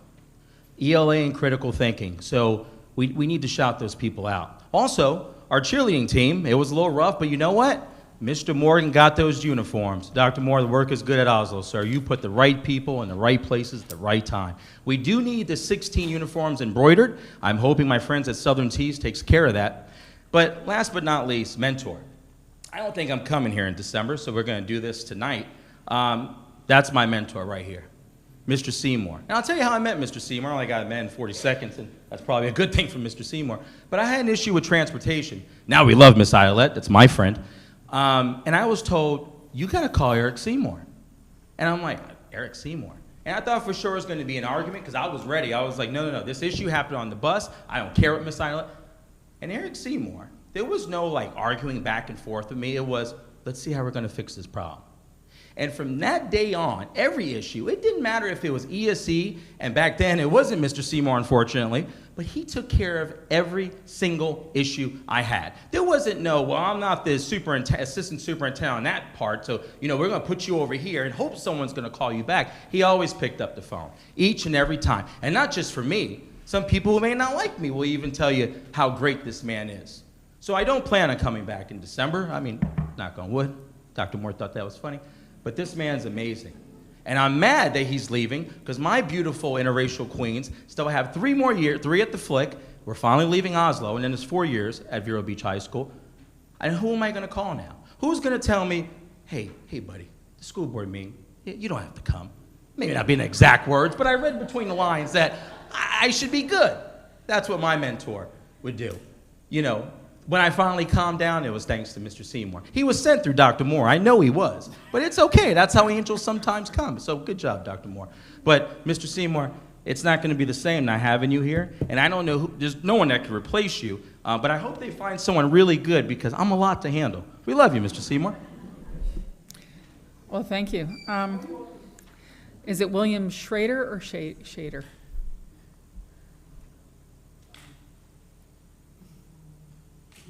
It's actually Schroeder, but just call me Bill. I want to start by thanking Dr. Hudson and Dr. Moore for their leadership and guidance they provided to students past and present.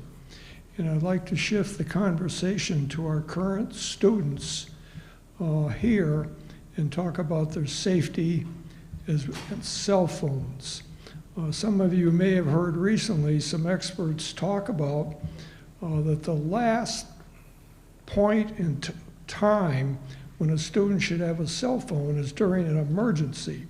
During an emergency, they should remember what they were taught in school and pay attention to their teachers, the loudspeaker system, anyone else that knows what they're doing, and not be distracted by someone on a phone who doesn't know one damn thing about what's going on, and most of them have never been a cop or a fireman or fought in battle, so they don't have the experience.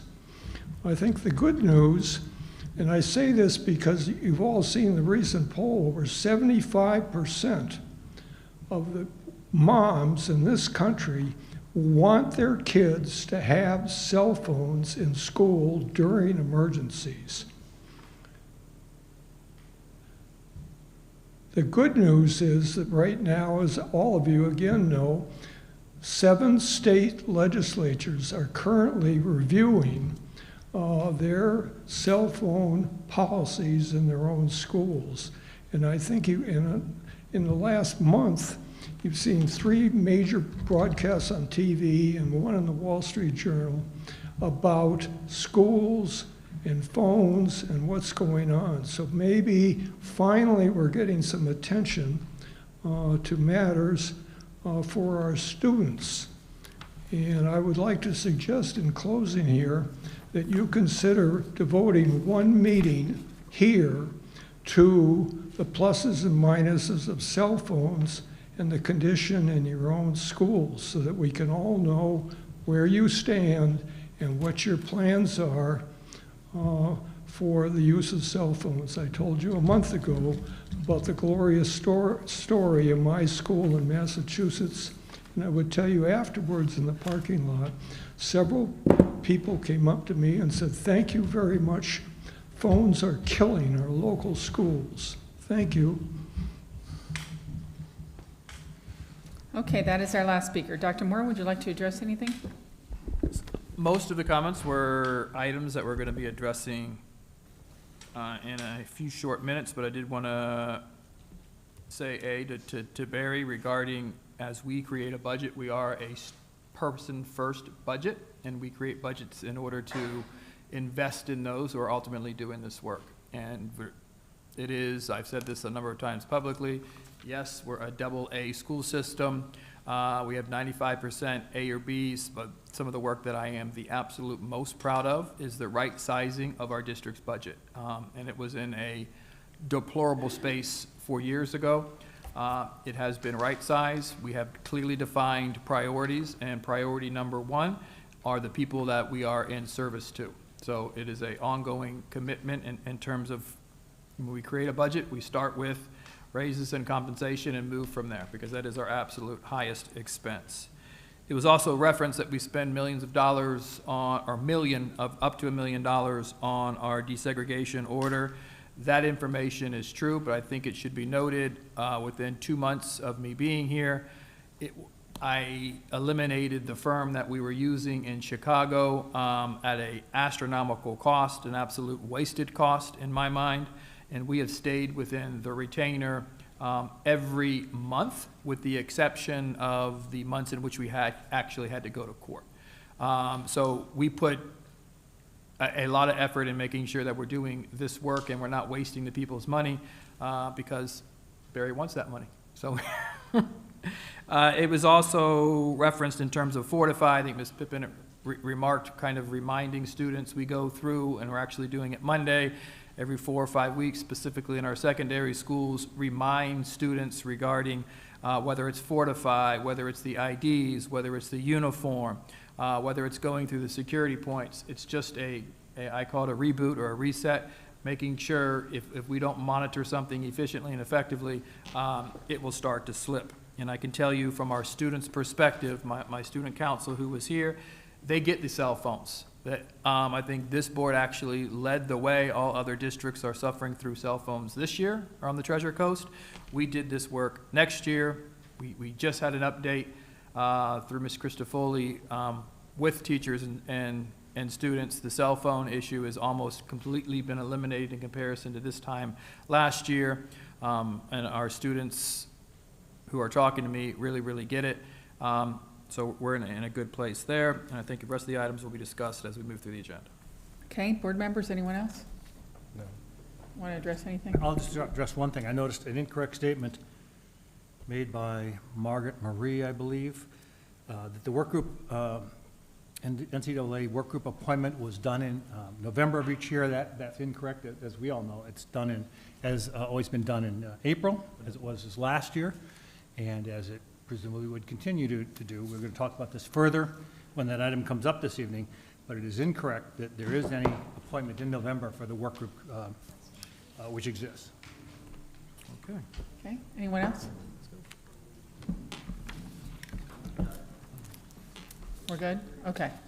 All righty. At this time, then, we're going to move to our consent agenda item as amended. I'd like to call for a motion to approve the consent agenda items as amended. I make a motion. Okay, Second. Ms. Rosario, second by Dr. Jones. Any discussion? All those in favor, say aye. Aye. Anyone opposed? Okay, so several donations were just approved by that consent. Thank you to the several groups that generously donate, and to our district staff that secured grant money. Thank you.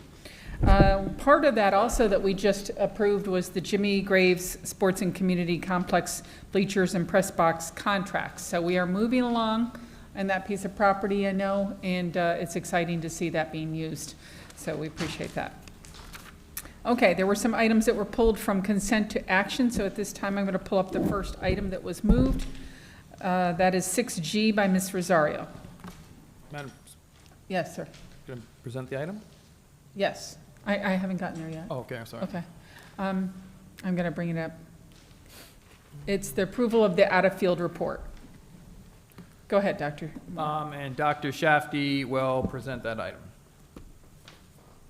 Through the chair, all educators in Florida are monitored to ensure they meet certification and training requirements for the subject area they are teaching as mandated by law. This year, our out-of-field report has significantly less employees identified. However, it is purely a communication and transparency lens, and we fully expect to support our educators with being removed from that out-of-field report. We have 139 educators on the report this fall as compared to 150 last year, 38 specifically for ESOL this year as compared to 43 last year. Any questions? Good. Okay, Ms. Rosario, you brought this item. I move the item because it is not a routine item, and I think it's important for us to be able to be transparent with our community to just bring it forward during action.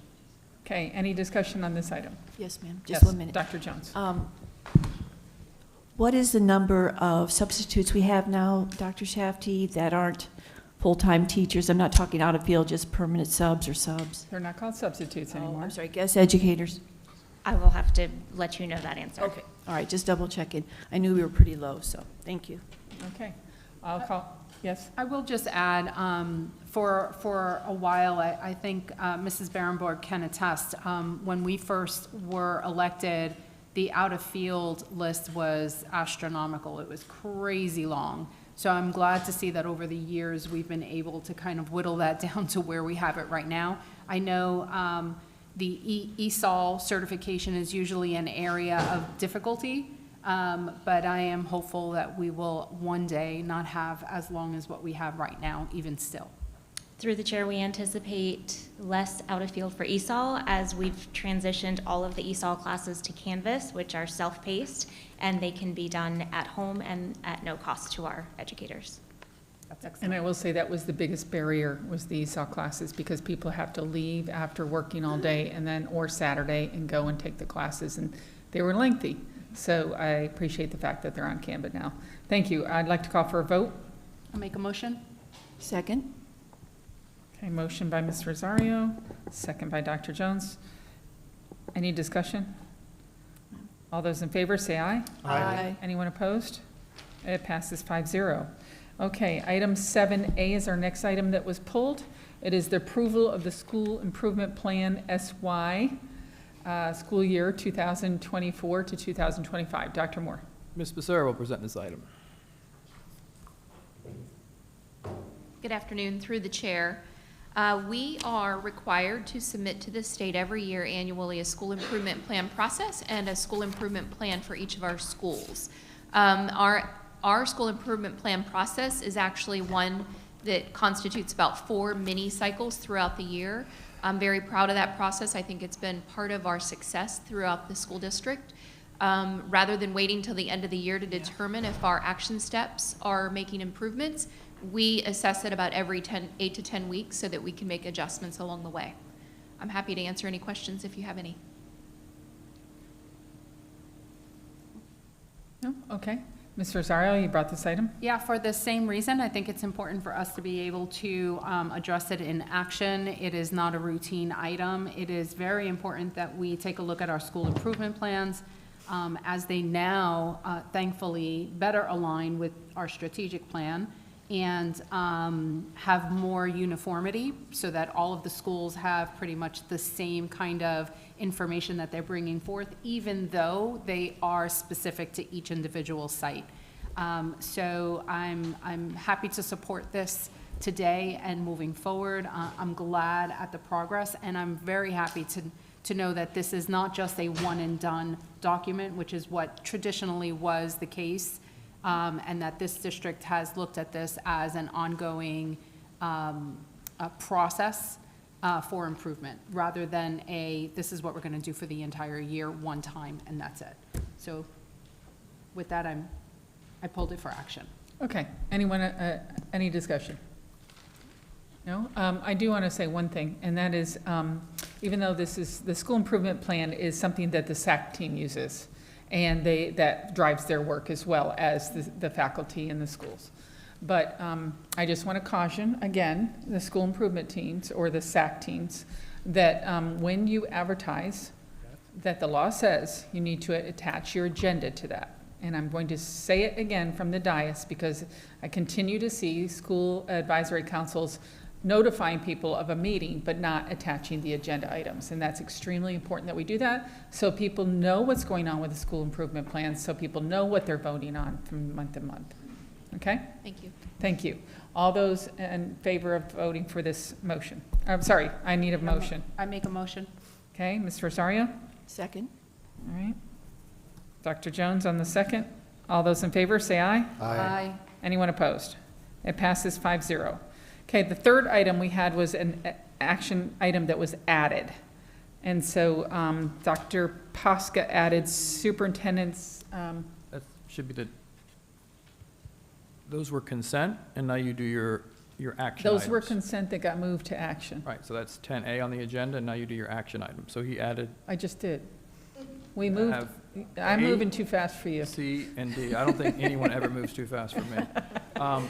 A, We C. already voted on the consent as amended. We've already voted now on our first two action items that got moved from consent to action. So now I'm adding an action item. Correct, Molly? The action items. I don't know that it matters the order. I think he's saying the order of adding. It does, no. It says anybody that adds something to the agenda moves to the front, correct? Yes.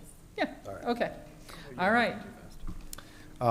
Yeah, so this is my item. And we briefly discussed it at the last workshop, and there's been other conversations about it in general. I know we've all probably privately spoken to the superintendent. But I brought it up as an action item because I think it's important because I recognize that Dr. Moore, our superintendent in Indian River County, is one of the most skilled in the state, if not the country. And then, because of, unfortunately, when his contract was signed, he is at the very bottom in the state for compensation.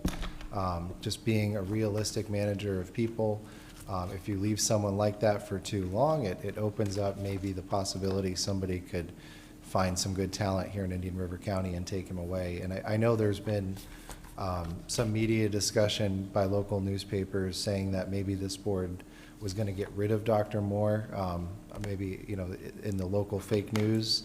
Clearly, that's not the case. So I wanted to make a motion, and I wrote it down because I don't want to accidentally pay him too much here. But my suggested motion would be to adjust the base salary of Dr. Moore to $239,000 and increase deferred pay by 5% points effective for the 24-25 school year. Okay. What's the motion on to? Thank you. So would you like to make a motion for that? That was Is the that motion. your motion? Okay, can I get a second on Can I that? just get that number first before? 239 Yeah. and 5% Deferred. deferred. Yeah. Could I get a second on that motion? Second. Okay. So we have a first by Dr.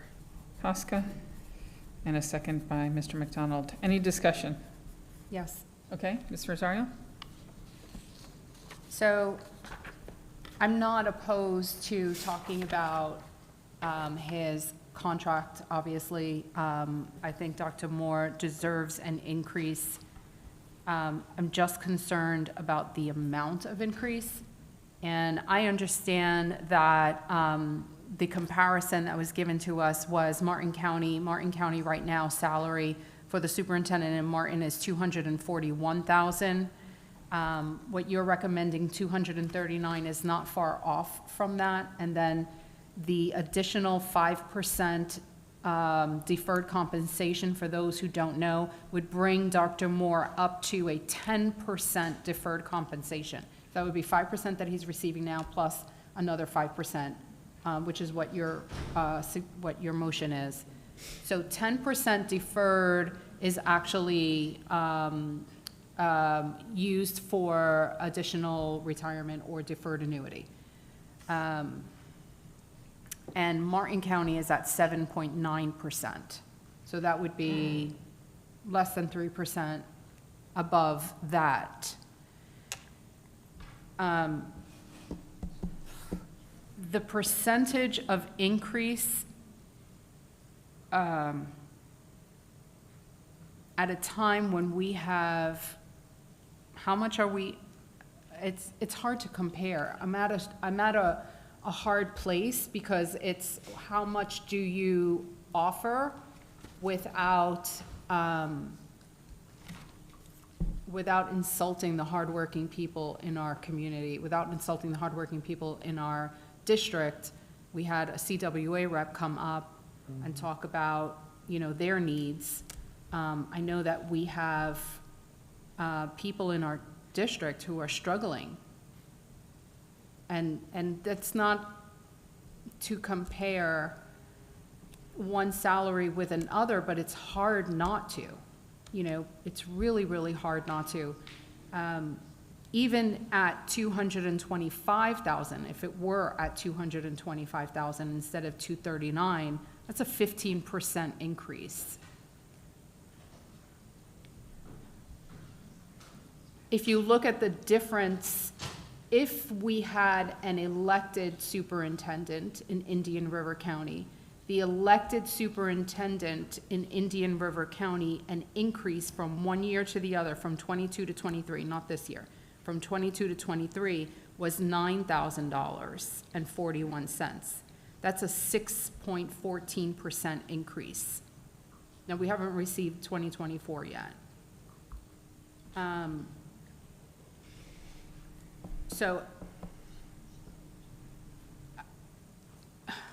I wasn't prepared to have this conversation. I realize that you added it, rightly so. I agree with you, by the way. I just want to go on the record and say that I do agree with you on the premise of having this discussion. If we were to do whatever increase we give, I think it would be worthy for us to engage in redoing his entire contract, because there are dates in here that no longer apply. And in addition to his current compensation, remember, he's also getting $850 a month for just car travel.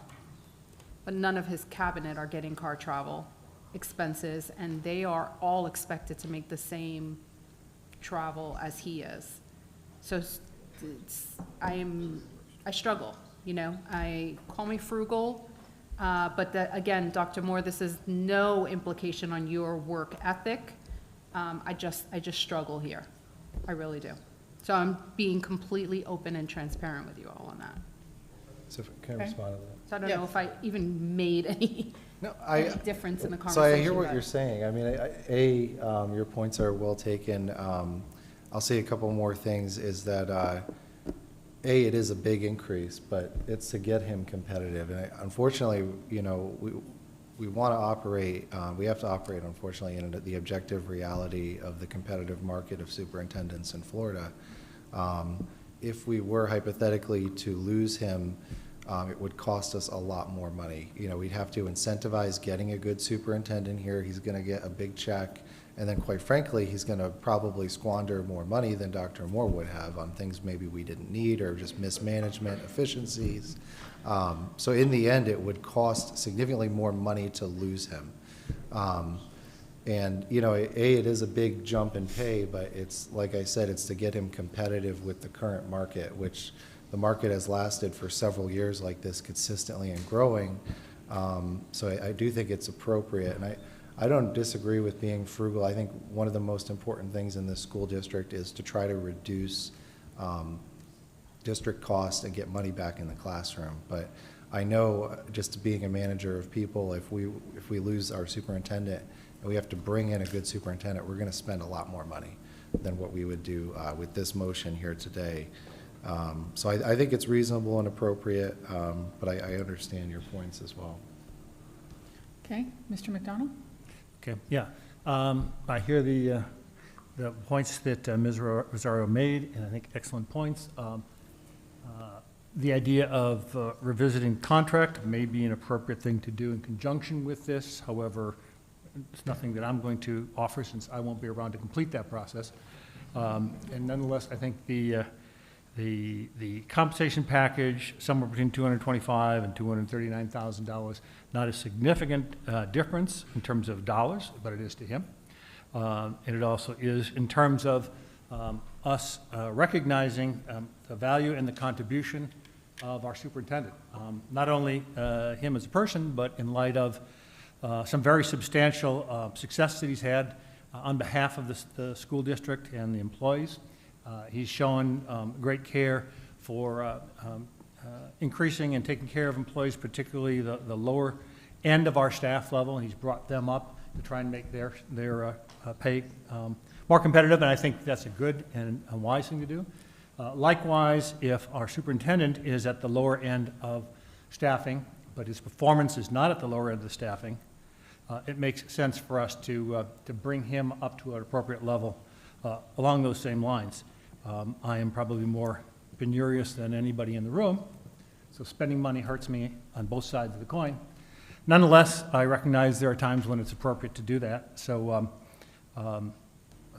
I do agree that it's a reasonable compensation package, particularly for the performance and for what Dr. Moore does. And if not that, just the competitive nature of the marketplace, I don't think we would necessarily get anybody for less money. Moreover, would we not get anybody as talented?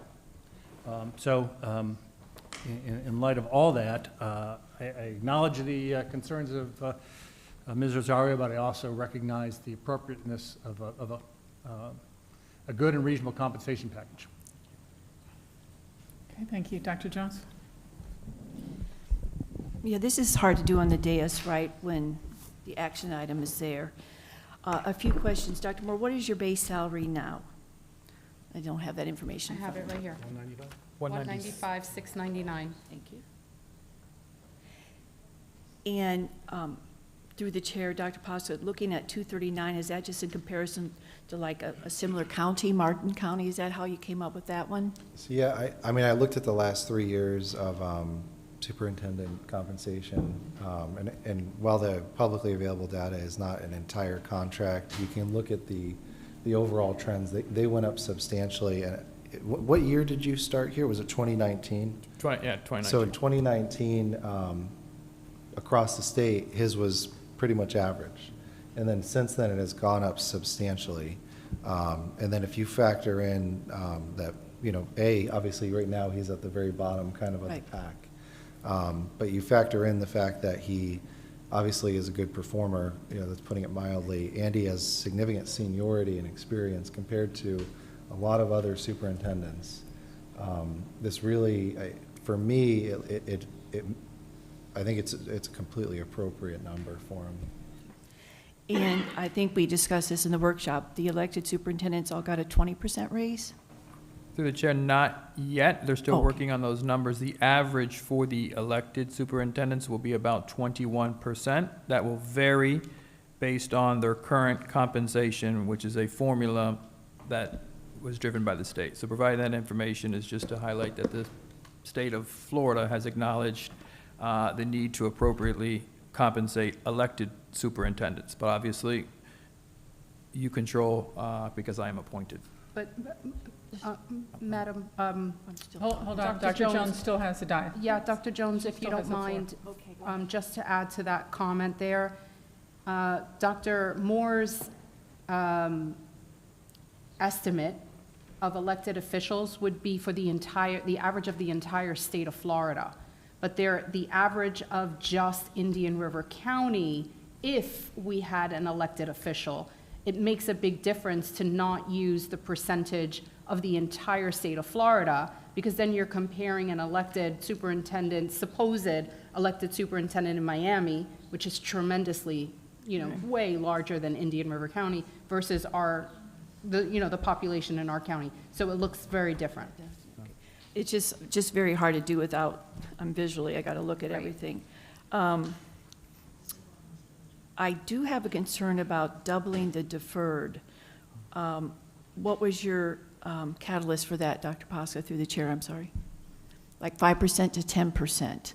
Just. Do you think, what number would you think? Oh, I don't know. I just remember when we started talking about this last time and we were at the workshop and I pulled up his contract.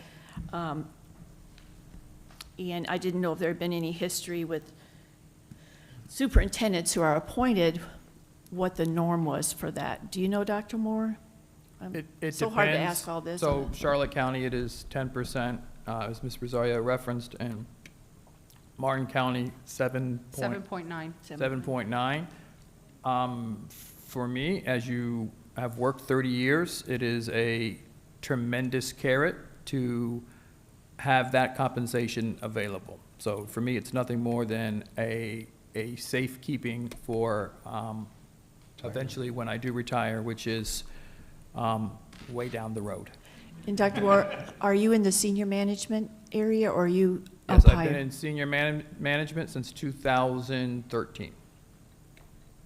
Okay, I guess the one question I have a little bit is on doubling the deferred, but again, this is very important for Dr. Moore, and you absolutely are doing a great job here, and I want you to know that. I just want to make sure we get it right. Okay, my turn. Thank you for bringing this item, because I was going to bring it, so I appreciate the fact that you brought it. I have been talking to Dr. Moore for, a couple months now about salary package, because when I go to different things around the state for FSBA, I am constantly asked about whether or not he is looking to move up in a different position in another district. Constantly asked, how are we keeping him? There is a superintendent pool out there that is very slim. There are several districts looking for superintendents. They are dangling a carrot. I know that.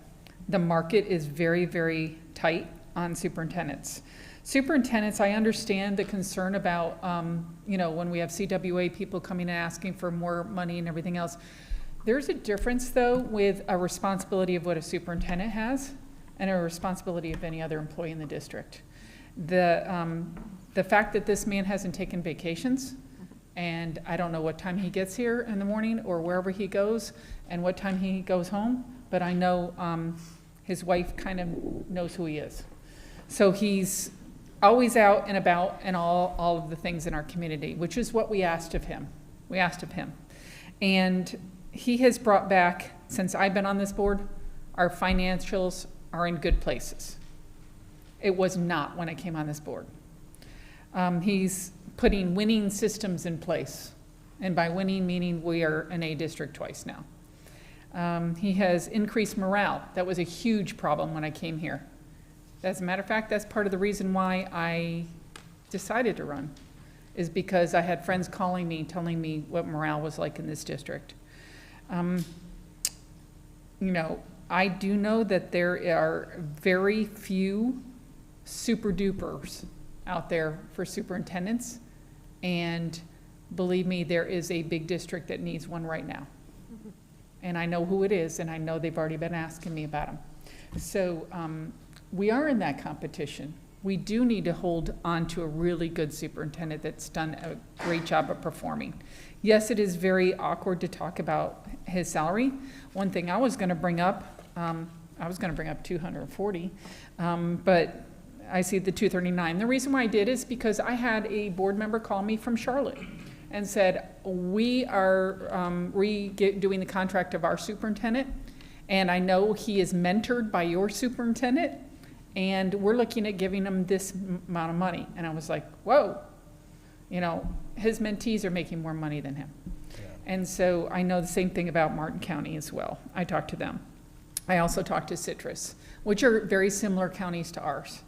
And, I do want to keep a good superintendent, because rocking this boat now on the trajectory we're on and having to find a new superintendent and the cost that would take is just not worth it to me. I think that, I would also like to see us put maybe into his contract an incentive for getting us #1 in the state. Mm-hmm. Because, talk about a carrot to go after. So that's my thought. Thank you for bringing the item. Well, May? yeah, okay. Yeah, that was one of the thoughts I overlooked but wanted to suggest. Is I won't be around for the review of his contract, but I do think that it would be appropriate to have an incentive for when we hit #1 this next year, and I was the first one to congratulate him on that, that there be some incentive to recognize that. But in addition, one of the things I didn't really realize until I came on the board is that the board is the largest employer in the county and just about the largest budget in the county. And so we compare him against other school personnel, but it's important, I think it's pertinent to make some consideration as to what a similar person in another industry might be doing, and to be one of the leading, if not the leading employer and revenue organization in the county. I think appropriate compensation should go with that. Otherwise, you might want to leave and go to Piper. What do you know about aviation, sir? I know how to lead people. Yeah, it works everywhere. Dr. Jones, go ahead. Obviously, if this comes up for a vote. It is, would it's an action item. Well, okay, hold on there, I've got it. When would this begin, or would it be retro to fiscal year, or, we need to know specifics. And I do think we need to workshop and really look at the contract again, just in general, all of the components of it. So were you think, because the action item did say you want to talk about the salary, but would it be starting tomorrow or starting with the fiscal year that ended, or started July 1, or what are we thinking? Based on the motion I made, it was for 24-25 contract year. So it would go back to, I don't know that it would automatically Okay. retroactively go. I mean, I'm not an attorney. Based on my wording, I think it might start Whenever we this approve. next pay period. Can I ask the attorney? Thank you, through the chair.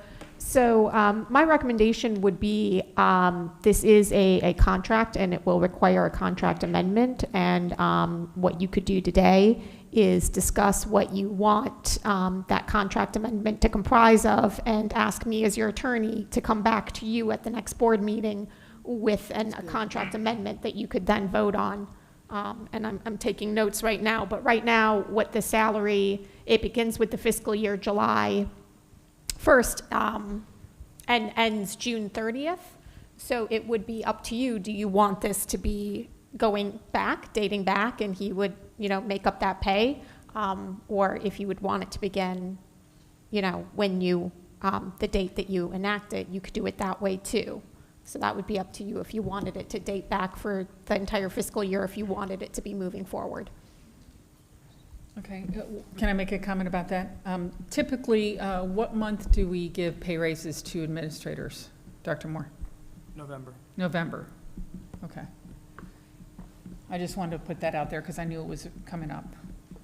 Okay, Dr. Pasca, since it was your item, what did you want to answer her? So my only comment is my motion simply will change basically those two numbers as a contract amendment.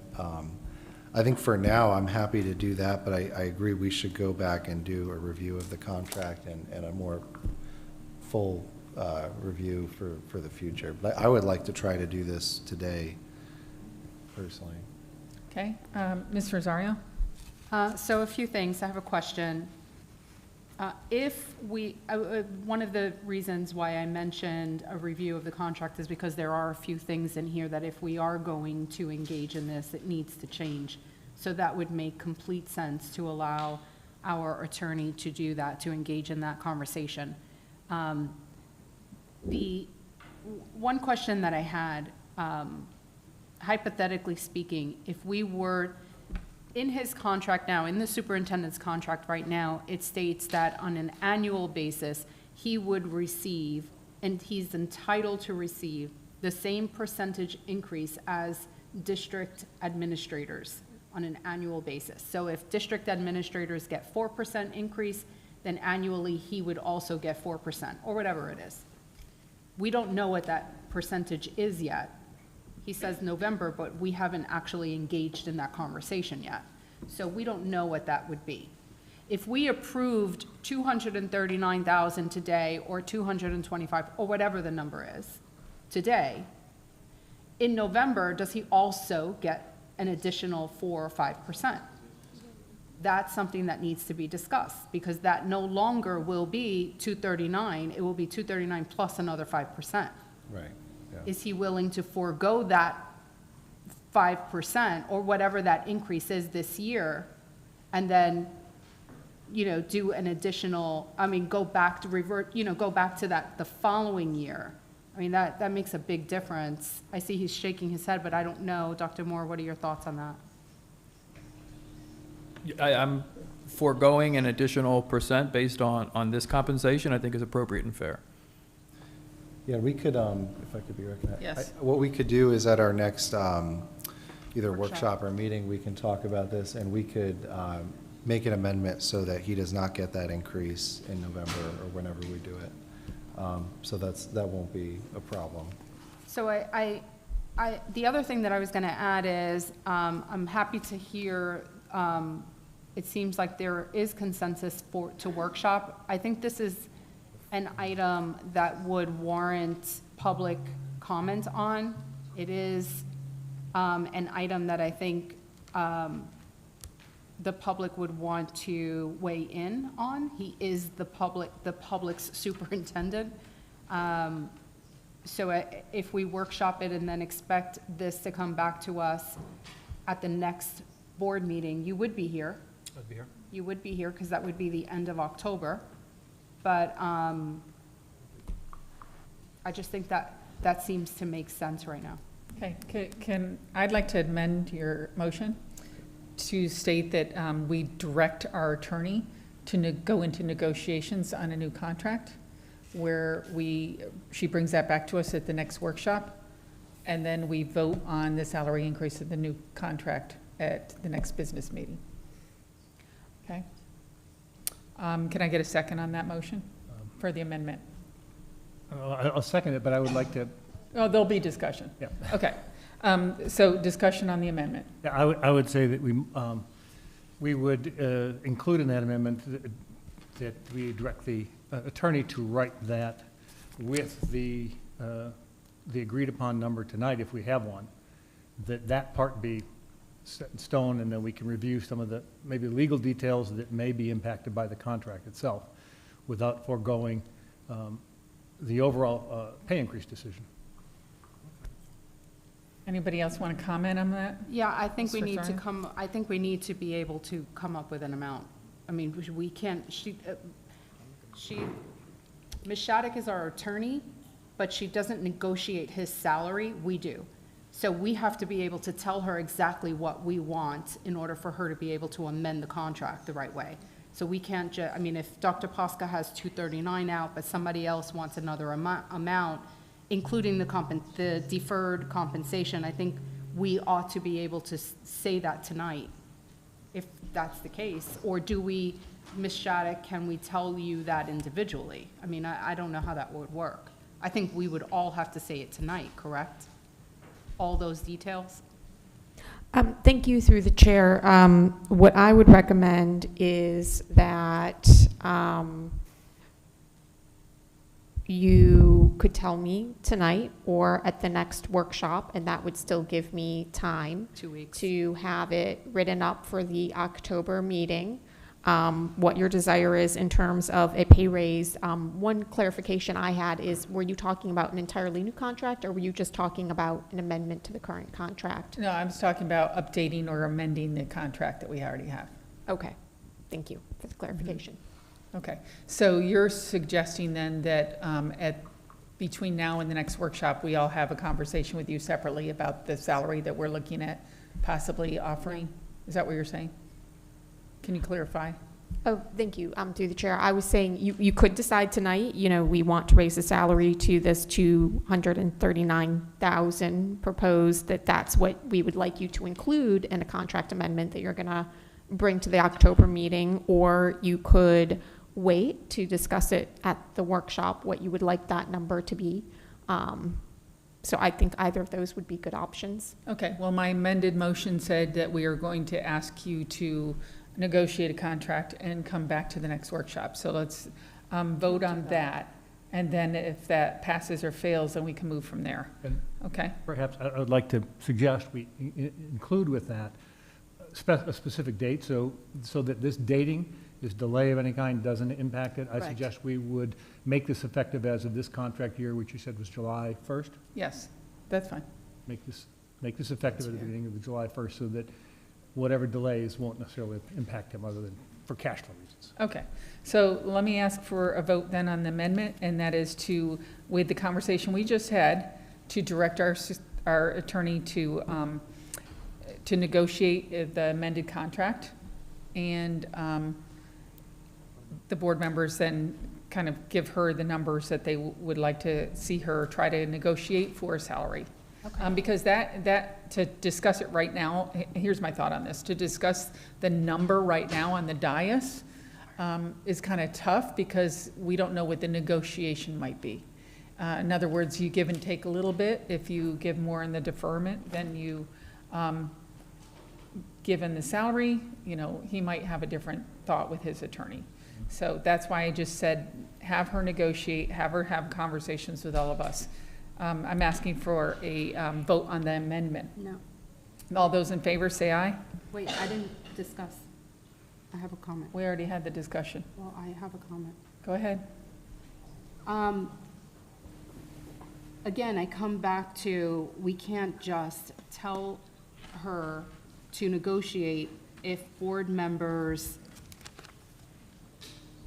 have other thoughts on what salary or deferred compensation should be. So there is a motion that's an amended motion on the table, okay? You can either vote it down or vote it up, and if it votes down, if it goes down, then you can bring up another amendment. Okay, but Okay? I'm not, So I'm gonna ask for I'm I'm gonna ask for a vote.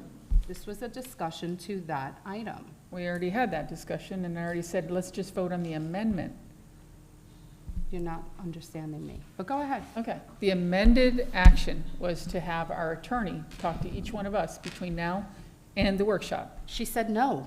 That's what I'm saying. She said no. The only two options are discuss it tonight, tell her tonight at the board meeting or at the workshop, not before. Stop raising your voice, please. I'm not raising my Yes, you are. voice.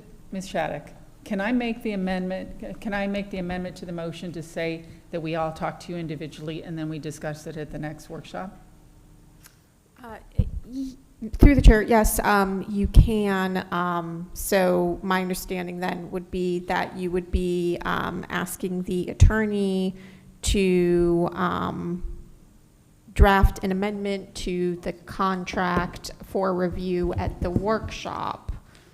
So that would just be something for discussion at the workshop. And then it could be placed on the October agenda. No, she doesn't. That's what I'm asking for. That's not, she doesn't Okay? understand. That's what I'm asking for, board members. She doesn't understand. I'm not giving a number, I'm just asking her. Point of order. Ms. Shattuck, if you get 5 different salaries and 5 different deferred compensation amounts, you're going to negotiate all 5 of those? Or, because if we don't all agree, then that would be something outside of sunshine. We You have to understand what I'm all trying to agree, do. correct? Okay, so. Ms. you Shattuck, that can't. was point of order. Can't. Correct, thank you. Through the chair. So what I would do is to bring something to the workshop. Then if you do not like it, you could discuss it there, what you would like in its place. Okay. And, ask me, to make according changes to it for the actual October agenda. Okay. Okay. I'd like Dr. to call the- Pasca, did you want to say something? If we don't mind, I'd like to call the question at this Okay. point. Let's vote on the amendment. All those in favor say aye. Aye. Aye. Anyone opposed? Opposed? Passes 4-1. Okay, so that has now directed, that's the amendment. Now we go back to the original motion. Yep. And your original motion? Oh, boy. To adjust Dr. Moore's base salary to $239,000 and increase deferred pay by 5 percentage points effective for 24-25 school year. Okay, so we have passed the amendment, so now we go to the original motion, the motion as amended. All those in favor say aye. Aye. Anyone opposed? So the original motion as amended has passed. 4-1 or 5-0? 5-0 is fine. Okay, 5-0. Original motion. Don't worry, Ms. Morey, I am writing this down as well as I can. Okay. Dr. Jones, you have a comment? No, I'd just like to, I think we all talked about this at the workshop. I know we know if something needs to be done, so I'd like to thank Dr. Pasca for bringing it up tonight. Yes, thank you, Dr. Pasca. Okay, So we're moving to action item 11A, and we do have some speakers, so I'm going to ask the superintendent to present the item.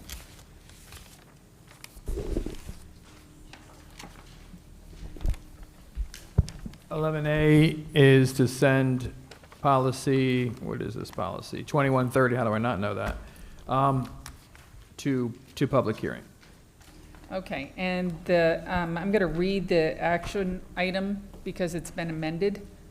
I believe you sent us an amendment today, correct? Through the chair, not necessarily an amendment. We updated both policies. So to give a little bit of context to that, the policy as it was written and posted isn't a policy that I can support. And as the superintendent, it is my responsibility to listen to the board. During the last workshop, that is exactly what I did. And at the conclusion of that workshop, my thought was to work with staff and work with legal to create a policy that ultimately all board members can A, approve, and B, I can support. I don't think it's a good practice for a board to be supporting a policy, although they have every right to approve an item in which the superintendent doesn't approve. I think it's my responsibility to create policy and working with staff and legal to create a policy that does in fact do that. The simple reality is when you look at this specific policy, it began as a sustainability policy as it relates to the work around unitary status. It was brought to workshop, and then it was changed to the Achievement Gap Oversight Work Group. Some of the language was changed based on that change of title, but there was also other language that wasn't, specifically maintaining a working relationship after receiving unitary status with the work group, kind of continuing that work forward, and that was what was approved. As I listened to the conversation here, and I think the intent of all of the board members is to create a policy that moves the work forward. So what I did at the conclusion of the last workshop is to work with staff. We problem solved and created a possible policy that could be used in replacement of what's currently being considered. Ms. Shattuck has had the opportunity to review and provide feedback, and then Mr. Carson, who is actually the attorney who represents us in this specific litigation, seeking to obtain unitary status, is also providing feedback. What I sent today specifically to the board after talking through this policy is in fact what was highlighted in yellow, in specifically identifying the various green factors versus the actual joint plan, which is a driving force for unitary status, which is the green factors. He is in the process of providing that feedback. My hope, my desire would be is that we would take this policy and not send it to public hearing tonight, but to receive feedback from board members regarding the information that I shared this afternoon after meeting with all board members to see if we can't bring it back to workshop. It's going to be a busy workshop, and talk through, can we get this policy approved? So what I did was attach, in addition to the current policy, I attached the amended policy that was shared today. I uploaded it this afternoon, so the board does have it in front of them, so they can discuss and receive some feedback. But once again, my hope is that we would not send this in its current design to public hearing. Okay, thank you, sir. All right, we have several speakers on this item, so I'm going to call up Angela Bowling first.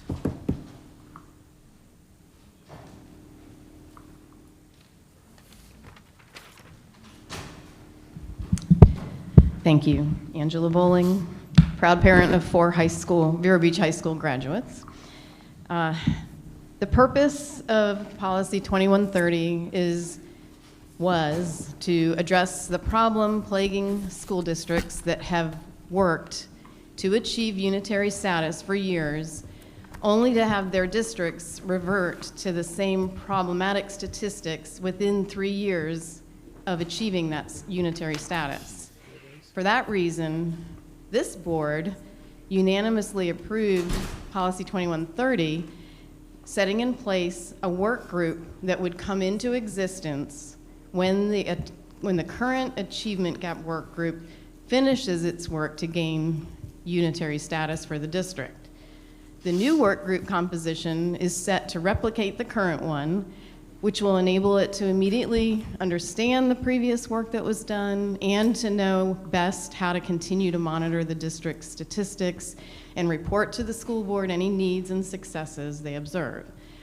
The composition of the work group was very strategic in meeting a need to establish trust between groups that have too often been at odds over the years. That's why it has more members representing the African American community instead of, for instance, one representative from each of the county's 5 districts. As I said in my letter to the board members and the superintendent, I believe the superintendent is already doing the work that needs to be done overall in the district that will improve outcomes for all the possible subgroups that are shown concern in the proposed revision.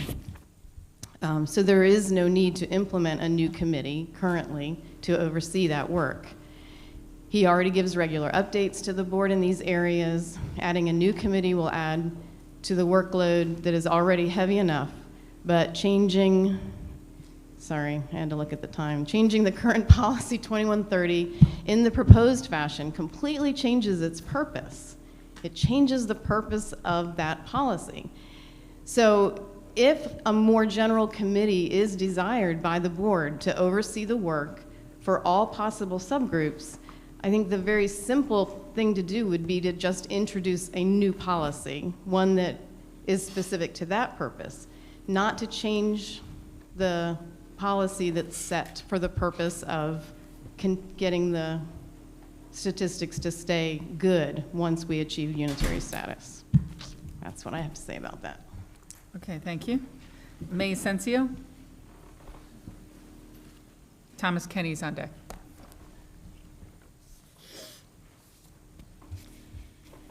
Last month, board member Kevin McDonald proposed a committee to address the achievement gap. And as of now, a committee to address student achievement gap would not start until after we meet unitary status. Let's face it, we really don't know when that might be. Mr. McDonald's proposal seems very fair to me.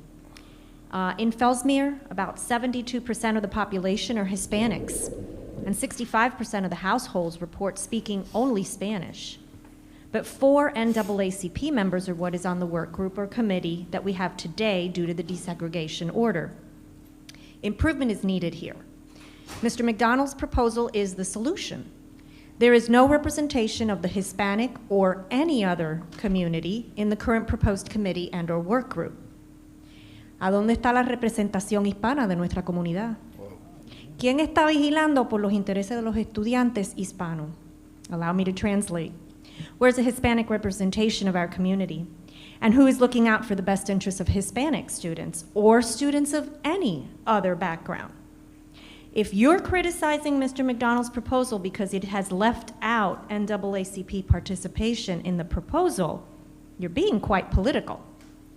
NAACP is not an education organization, so there is a self-interest, which is why they are part of the current desegregation order work group. But Mr. McDonald's proposal is to address the achievement gap of all students now, not months or years from now. And isn't that what all of you should be concerned with? Why would you not vote in favor of this proposal? Don't you want all the lowest achievers to succeed?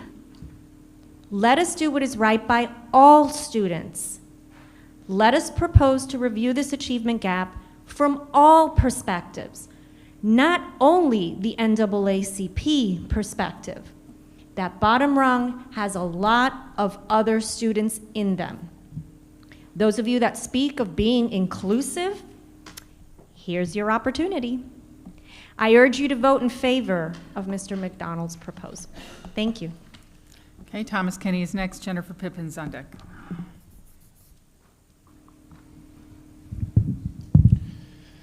Policy 2130, it didn't start out with its focused name, Achievement Gap Oversight Work Group. It was conceived in May of 2021.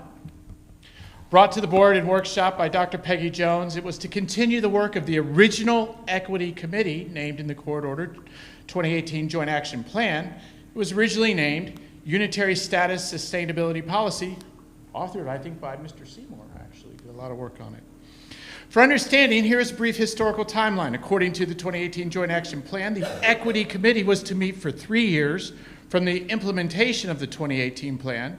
It was put into place to make recommendations to the district to reach unitary status. At the time of the Joint Action Plan's approval, everyone was hoping in 3 years, unitary status would be resolved before the court. Remember the newspaper reports. After those 3 years and a declaration of unitary status, the 5-member Equity Committee would meet 2 more years to continue to monitor and make recommendations concerning the sections of unitary status in the Joint Action Plan. The idea for this policy was put forth in 2021 as the end of those 3 years was coming up. It was a transitional policy in a lot of respects. The board proposed many commitments to continue the work of unitary status. Between May and August, the NAACP said, quote, no to the policy proposal and stopped talks with the district. I refer you to Dr. Moore's remarks at the business meeting of August 24, 2021. As the end of 2021 drew closer, it became apparent the agreement wasn't going to happen and both sides went into court-ordered mediation. It seemed our opportunity at unitary status for all the district was lost in political gamesmanship.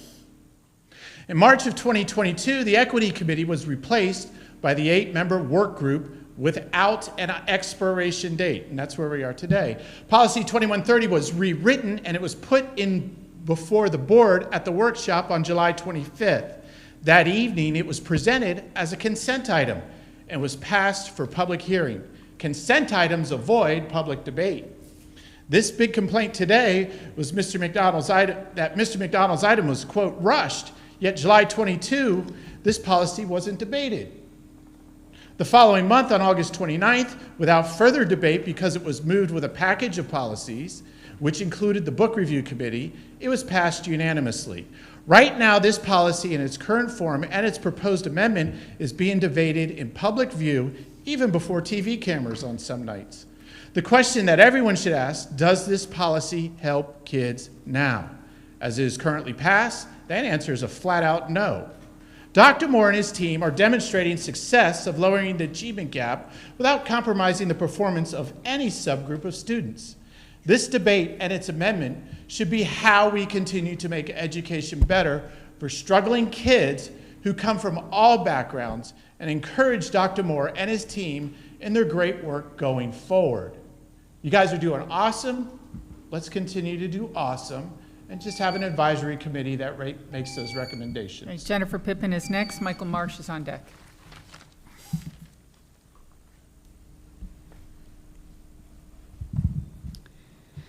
One of the oddest things about the current policy 2130, the Achievement Gap Oversight Work Group, is that it gives a chapter of a political advocacy group, the Indian River County NAACP, the ability to hand select half of the members of the work group that would recommend school policy. Furthermore, because it is a work group, it doesn't have to meet in the sunshine and be public.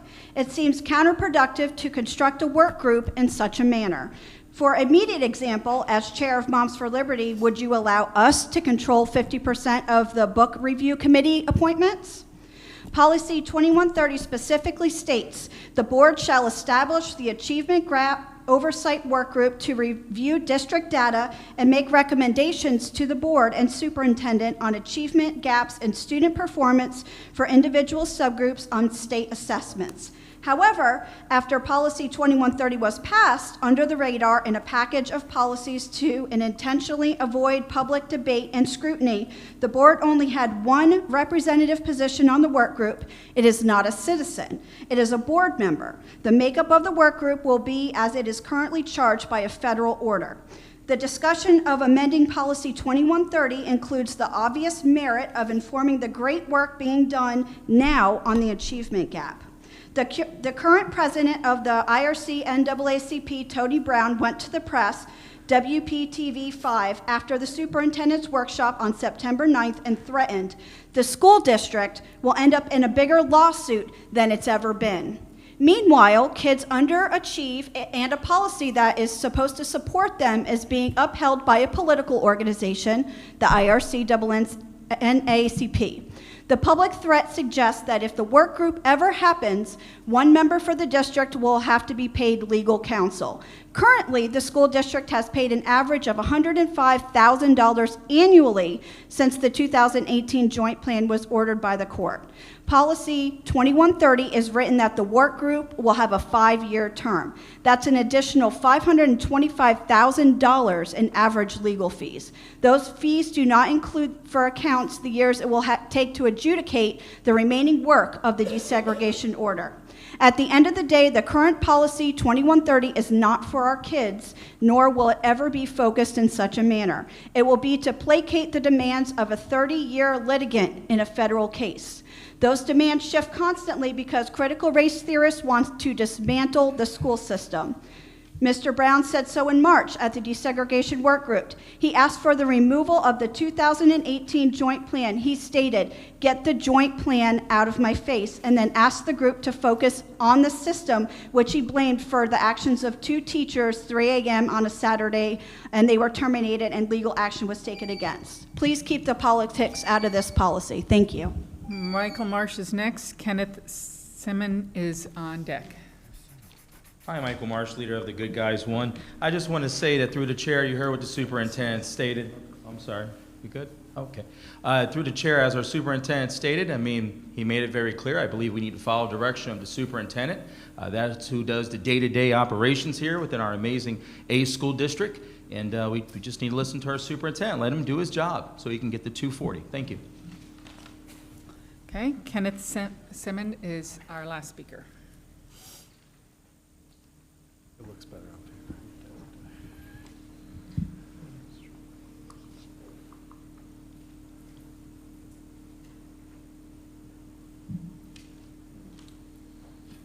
here. As a taxpayer who sees most of his property taxes in this county go to the public schools here, I'm looking for cost-effective and efficient operation and improvements of the school system.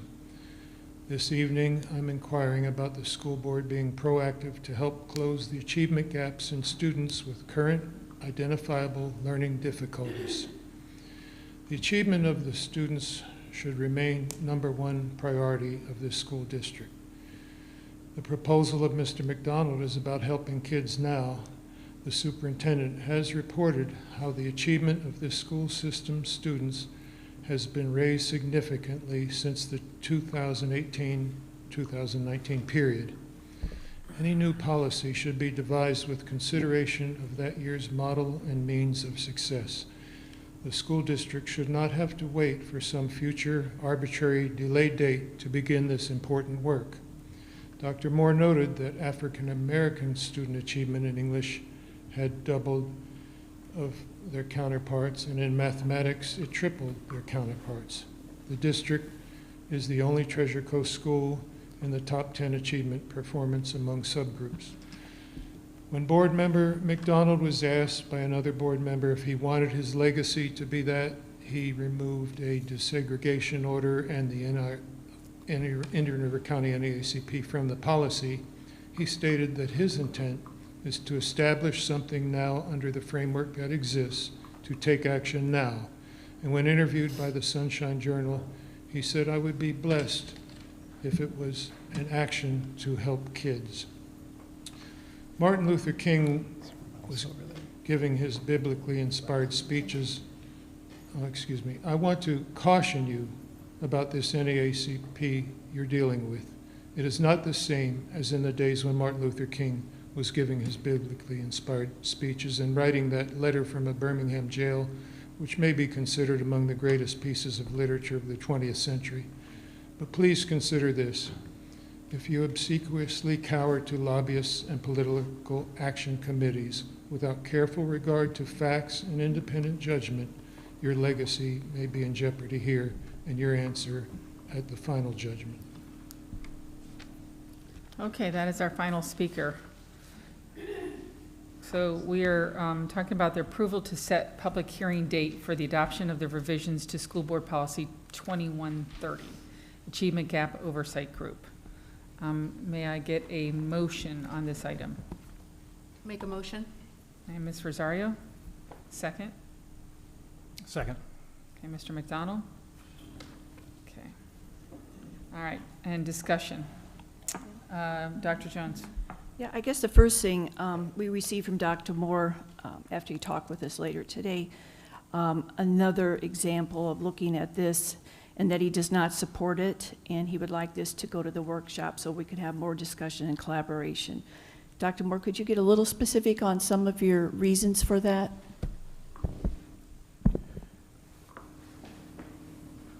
Through the chair, is that working? The primary reason for it is the redundancy in work for me and staff in terms of creating a additional group to look at work that we're already laser focused in on. So we evaluate the subgroups, the ESSER subgroups within our school improvement process. We look at the least restrictive environment. We have, in addition, which is part of your strategic plan, the African American Achievement Plan. So we have those systems in place. We drive this school system in a very, very intentional way. We try to keep the main thing the main thing.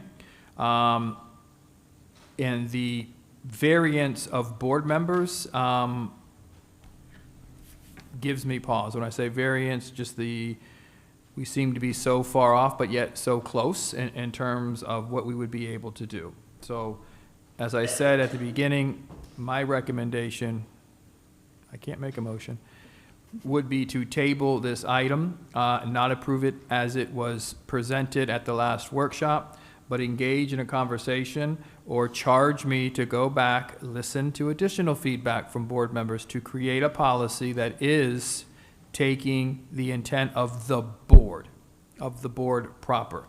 And all of you have made different, the conversation you had at the last board meeting, workshop, gave me great hope that we could possibly get that done, which is why I engaged in the process of establishing a policy, which does it changes the name. It removes Achievement Gap Oversight Work Group and goes back to board commitment to unitary status and annual reporting.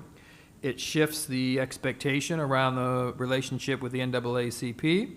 It charges the superintendent to maintain a strong relationship with NAACP. It requires me to meet bi-monthly with the NAACP, bi-monthly meeting every other month, and provide feedback on those meetings to the board. It requires me to have an annual meeting, an annual report to the board, and then shared with the NAACP regarding our specific progress. So it doesn't capture or require a additional requirement for me. It is something that we can implement now in practice because most of those things are already taking place, and it keeps my staff focused in on the work that has produced the data that we are so often celebrating. Okay, and just a couple other comments. It's been said here about the number in the work group, and that's a federal court order, the number of people that are on the work group from the school district and the NAACP. And Dr. Moore showed us in our last workshop the growth in all of our subgroups, Hispanic, Black, socioeconomic, disabilities. And when you say we're leaving out children, we're not leaving out children. That's our strategic plan. If you look at our strategic plan, it is hitting all of those areas. Now, the federal court order, starting in 1964, does talk about Black children. And if you take a look at the policy for 2130 with the new policy that's being discussed, there are some glaring changes. I just feel as someone who did serve on it, and I was on it in April when I started, I think 22, and then Ms. Rosario was nominated in April of this year. But, and I do believe that board members should take turns in serving on these committees. I think it's very, very important. I've learned a lot about the intricacies on this, but the court order deals with Black children. We're not excluding other children. All children are part of our strategic plan. And then, of course, we have the African American Achievement Plan embedded in the strategic plan. But I know we're just part in discussion, but I would like to make an amendment to I'm sure other board members are going to talk first about accepting Dr. Moore's recommendation that we take this to workshop, because I do believe we can come together and take a look at this to see where we're going.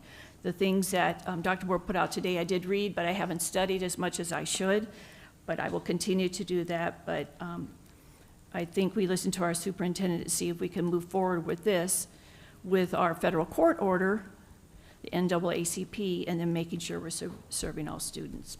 Okay, so I heard you talk about making an amendment motion, but I am going to let any other board member speak first before we go to that, okay? I would just say it sounds like your preference is not a current support for it. My thought is if the chair also doesn't want to support it, it would probably make sense to pull it because we do need a supermajority. Yeah, if anyone else has any thoughts. Yeah, I do.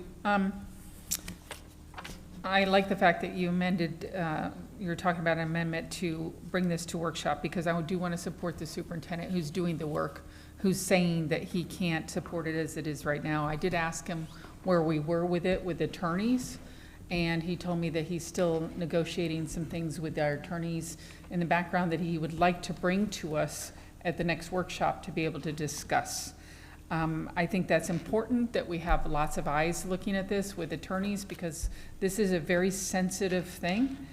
First of all, I'd like to say there was a comment about moving it from a work group to a committee. I totally agree, because it needs to be in the sunshine. It needs to be out there for everybody to see. It shouldn't be a group that meets in the shade.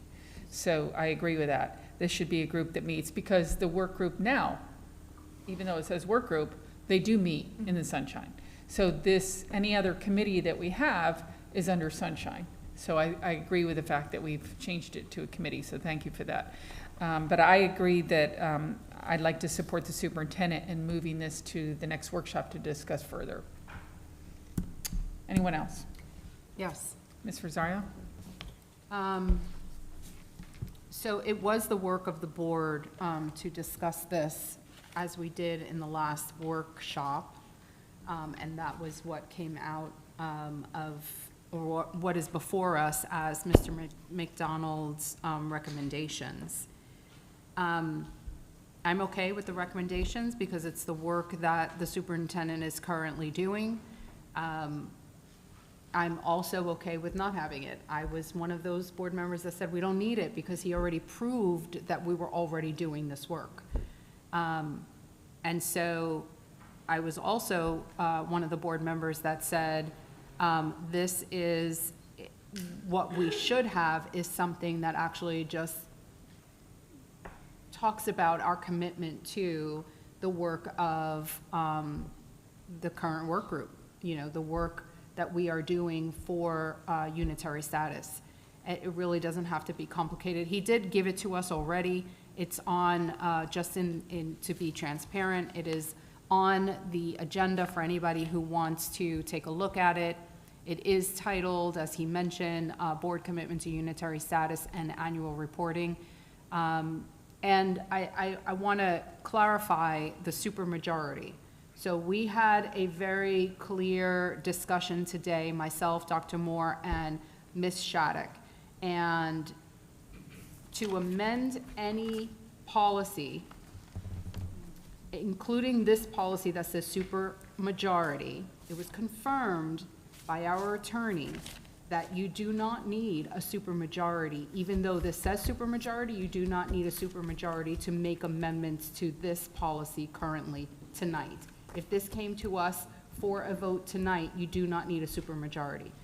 Ms. Shattuck confirmed that what we would need a supermajority for is after it comes back to us, after the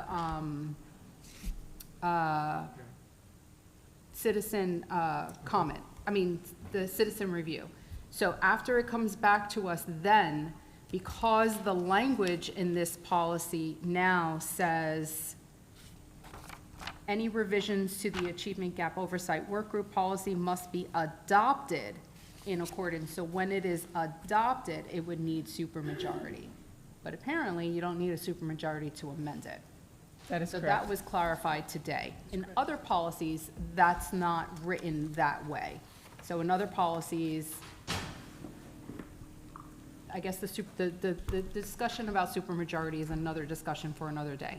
But right now, if we were to move forward with what we have in front of us, which is Mr. McDonald's policy, that could pass with just 3 votes tonight. If not, I mean, this is Mr. McDonald's policy, obviously. He's put a lot of work into it. I still think it's fine. I think it is work that would address every single student. And obviously closing the achievement gap is very important for everybody. And having it in the sunshine actually allows us to better monitor the work of the district, clearly. Is it more work? Yes, it is more work. But is it work that I know that we're currently doing? Obviously, the superintendent's already proved that. So to just have a little bit more eyes on it doesn't hurt. Madam Chair, can we take a 5-minute break?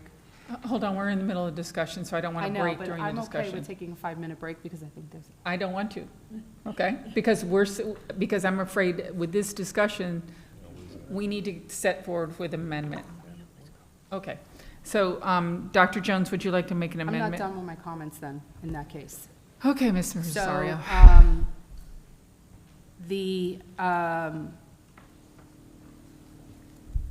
So with that said, I did read what the superintendent sent to us. I mean, it is a complete departure from what we have in front of us now. Complete departure. The entirety of the policy has changed. The title, everything in it has changed with the exception of just the code number, 2130. So, I mean, we could just do away with it altogether. Just do away with the whole thing as the superintendent has already provided an outline, and then we come back and discuss at workshop his proposed revise or his proposal for a new policy. But that would also be an option because it's not amending it, it's completely revamping it totally. The one area that I have a concern with in his proposed new policy is letter E. The work group, the current work group with the NAACP, they meet in the sunshine. And there are rules for members who are subject to the sunshine. If the superintendent meets bi-monthly with members of the NAACP who are also assigned to the work group, that might pose a conflict. So that's why I have an issue with E. Not the first sentence, but the second sentence where it says, at a minimum, the superintendent will meet with the IRC NAACP leadership bi-monthly to discuss actions, strategies, and progress. But we're already doing that in the work group. So I wouldn't want to have the impression that you would be placed in an awkward situation to have those individual meetings when you're already doing that in the sunshine in the work group. So that I would strike that sentence there. Otherwise, everything else seems good. So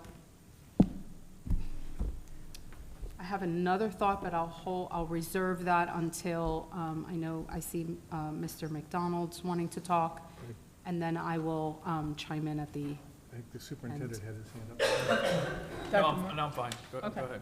Okay, Yeah, Mr. McDonald. Yeah, I would address a couple of things. First of all, I did look through the alternative amendment that you had put together and read through it pretty quickly. It looks very interesting. It's something that if we wanted to, as I understand, it's not complete. It's a draft, not ready to be finalized. If it were, I'd be happy to entertain that as the discussion as a amendment to substitute this. aside and apart from that, I'm a little concerned in terms of just the general history we have with the work group committee and not even meeting for 6 months like that. This could drag on and never see the light of day if we don't continue taking action on that. So I'm reticent to put it off and not be able to carry it to a conclusion. I would tend to prefer to move this to public comment and allow us in the next work group, even if we were to meet early in a separate work group specifically to address this, for us to look at the final work that Dr. Moore would like to recommend and see if that doesn't in part or in whole improve on this whole idea, but not necessarily lose the pace that we have and lose the opportunity to bring it to a conclusion. There was the question of the supermajority. I think Mr. Kennedy did bring up an excellent point that a supermajority is different in different things. Supermajority for many things is 60%, without being defined in a particular policy, in which only 2 of our policies, I believe, actually defines what the supermajority is. There is no definition behind that definition of supermajority. I would think that normally a supermajority would be a 60%, as it is in many cases. Any other assumption beyond that is just a similar assumption. So I don't know that supermajority should apply to this, but I think hopefully, ideally, we could come to a revision that everyone would be equally happy with and be able to adopt that.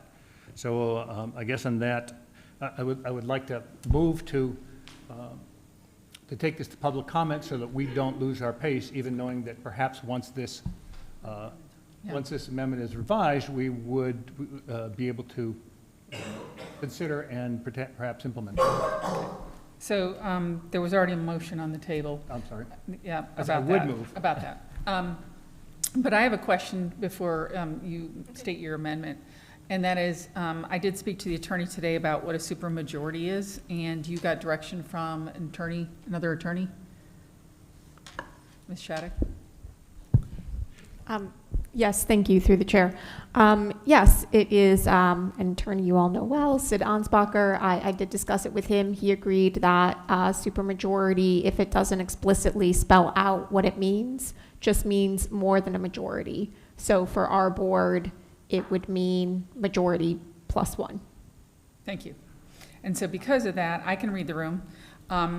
Even if we agree to move this, whatever, and then finally, when it comes to a vote, it's going to need that supermajority. So I'd rather we all come together on this than fight about it all the way through and spend hours talking about it and hours talking about it, and then it get voted down because of the supermajority. So I'd rather we try to workshop this and get it to a place where I think everybody can agree with it. But that's my thought. So Dr. Jones, would you like to make an amendment? Yes, I'd like to make an amendment that we move action item 11A, table this action, discuss it at the next workshop on October 7th. Main reason superintendent cannot support it, and we can have a more collaborative discussion. So I'd like to move it to our next workshop, October 7th, for discussion. Okay, can I get a second? I'll second it. All those in favor to the amendment? Do you have a discussion? Again, another discussion on that? Yeah, Okay, go ahead. I would be in favor of that motion with, if we adjusted it, that we would have a workshop in 7 days so that we can address this item without it delaying and going on forever. And Why 7 days? in 7 days, because we have a 7-day limitation before we can have another meeting. But we have a workshop. When is our next workshop scheduled? That's 2 weeks. 2 weeks, right? and that's So- if it was 7 days, we'd have to post the agenda right now. Or we could make it 8 days, we could make it Tuesday. I can't meet on Tuesdays. I saved Mondays for school board meetings. Madam Chair? Yes, ma'am. Going to the workshop is basically a discussion to really thoroughly go through what Dr. Moore sent to us, take a look at it, give feedback, and then when we bring it to our meeting in October, I think the 21st, then it can go to the public hearing where we all feel comfortable on what is being said. I think when you look at what Dr. Moore sent to us, it's pretty specific on the work that's being done, how we can work with that, how we can move forward. I personally don't see a reason for a special meeting. I think it's a good workshop item, along with superintendent contract, so we can move forward from there. Okay, so I'm asking for a vote on the amendment, which is to table it and take it to the next workshop. All those in favor say aye. Aye. Aye. All those opposed? Opposed. Opposed? No. Okay, so it fails, your amendment fails 2-3. Okay. Okay, back to the original motion. Mr. McDonald, would you like to restate your original, I'm sorry, Ms. Rosario, restate the motion? It's not my motion. You made the motion, he seconded it. I didn't make a motion. I think you made the motion to move it to public comment. No, I didn't. No, I didn't. I said that could be, I didn't make a motion to move it to public comment. Yes, she did. Yes, she Did I did. make a motion to move it to public comment? I don't know what the motion was, but she made the motion. I wrote it down. No, I didn't. Through the chair, my understanding was the motion was on the item as it's written Right. on your agenda. The motion was approval to set the public hearing date for the adoption of the revisions to School Board Policy At the very 2130. beginning, but I Yeah, didn't. That's, Okay. we're back to the beginning. So, I'd like to make an amendment. okay, we're amending Your motion? the original motion. Go ahead. Okay. I'd like to make an amendment to completely delete, withdraw, however way you want to word it. You word it, it's your amendment. Yeah. I'd like to make an amendment to the motion to completely eliminate, 2130? delete policy 2130 altogether and direct the superintendent to bring us at the next workshop a new policy, the new policy that he's already provided for us in draft. Anybody want to make a second on that motion? I'll second that. Ms. Rosario, would you repeat that one more time, please? I'd like to make a motion to delete policy 2130 altogether. The original one? Yeah, because we're going to do away with it anyway. Do away with the entirety and direct the superintendent to bring us what everybody is agreeing to, let me get the final version name. of what he sent Yeah, out. the final version of what he sent us, which is the board's commitment to unitary status and annual reporting as a new policy. Not everybody agreed. I didn't, just so I want it said on the dais, I did not say I agreed. No, what was mentioned was it would be good for him to bring it back to workshop. I can't. Okay, we're going to take a 5-minute break. It's 9 Hey, o'clock. what I said before.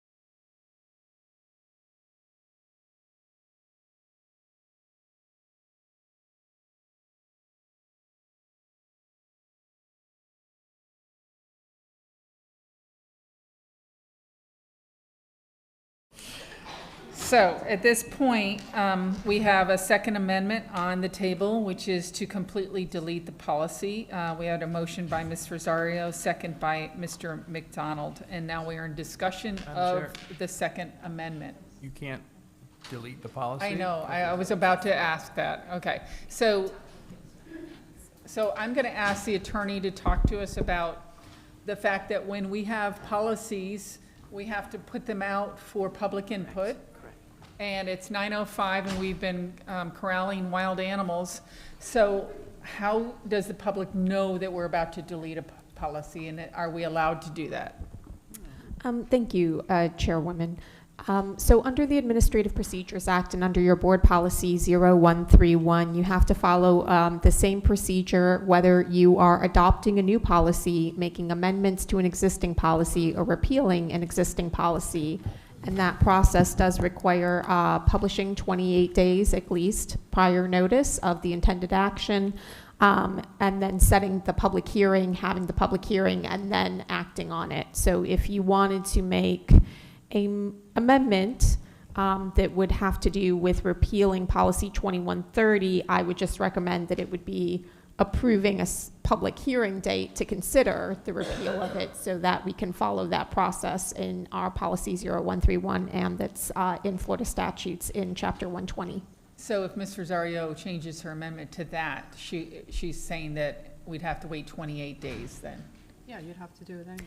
Yes, the same way that this is currently, what is in front of you is approval of setting a public hearing date. So publishing the notice and setting the public hearing date, that's what you would need to do, whether you're considering adoption of these revisions or whether you're considering deletion of the policy altogether. Okay. Thanks. Ms. Rosario, do you want to amend your Yes, amendment? I'd like to amend my, my first motion. I make a motion to set a public hearing date for the repeal of the revisions, for the repeal of the school board policy 2130, and direct the superintendent to create a new policy titled Board Commitment to Unitary Status and Annual Reporting. And if it would be easier to do two different motions, I would, I don't mind. Yeah. I'm still trying to figure out why my first amendment then wasn't acceptable if it said to discuss it at the next workshop to change the original. So I'm not sure how this is different. For a second? You need to ask for a second. I'll second will. that. I'll second that. Okay. Ms. Rosario with the first, Mr. McDonald with the second. Discussion. So the discussion item I'm going to add to that is, how is this different? I'm asking that question, Ms. Rosario, from the first amendment that I made, which was to table this, discuss it at the next workshop, to change the policy. I have no comment. Okay? Dr. Jones. Discussion on the direction to the superintendent, if this is going to be combined as one amendment. So are you directing to the superintendent to bring the new one to the next workshop? Yes. Yes. And then that would be done, and then this public hearing would still go out in 28 days? Yes. And if, By that time, you would still have a new policy anyway. and then if we have a new policy, the new policy, we'd have to put out again for the 28 days? Yes, ma'am. Which you would have to do anyway, because he would have to create the new policy anyway. Okay. Does that, I'm just double checking with the attorney. I want to make sure. So we're basically saying wipe out 2130. Replace it, and let him offer the replacement. But we just can't do that without public input. Correct. Correct. Okay. So, Ms. Rosario, would you do those in two sections? Do you think it would be better if we had I don't one? mind. Okay, do that for me. Okay. So are you amending Amendment 3? Or do you want to withdraw Amendment 3 and withdraw Amendment 2? Let me withdraw the full amendment. I'll withdraw the full amendment and I'll do two separate. Okay. What was that? I was just suggesting that I think changing it to two amendments, or I think it just complicates it. I think it's fine the way it's worded, and it directs the superintendent to propose a new policy and Okay. remove the old one. Then, and Dr. together. Jones, would you be okay if I just clarify that for you? That'd be fine. Okay, so we'll keep the same wording of the amendment in two parts. And that amendment, just to be clear, was to set a public hearing for the repeal of School Board Policy 2130 and direct the superintendent to create a new policy titled Board Commitment to Unitary Status and Annual Reporting. Okay, for clarification, did you withdraw Amendment 2? Or is this an I amendment didn't- to Amendment 2? No, I did, I just repeated what I said before. I No, didn't. but you had an Amendment 2, which was to completely delete the policy, and then we went to the attorney. Yeah, So but that wasn't seconded because we had a bug in the room. it was seconded by Mr. McDonald. You seconded that one? Yes. Oh, maybe the bug. I am trying to keep up with all this, so I'm going back to the bug- Second Amendment. I Would you will like to withdraw that? Yes, Okay. I will withdraw that second amendment. Withdrawn. Okay, so we are to the Third Amendment. Sect.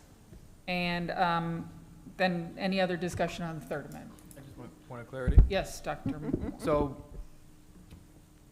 the action that you're taking, just to summarize, is to send to public hearing, which requires 3 votes to do this, to repeal the current policy as it is written.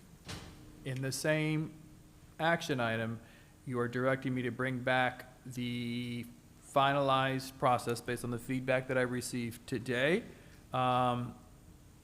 as well as what I heard, to have a public conversation in the public at workshop. And then I would bring that back for a approval to send that to workshop.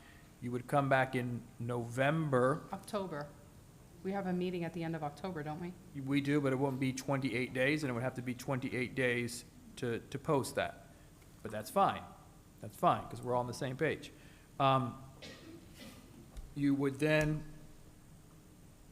vote to repeal that policy, and then, while at the same time sending to public comment, or public hearing, thank you, the updated policy based on your feedback. And I am still comfortable that I can get all of us to agree based on what I hear tonight.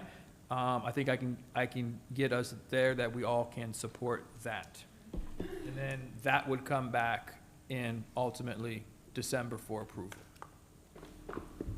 That is what we're voting on right here.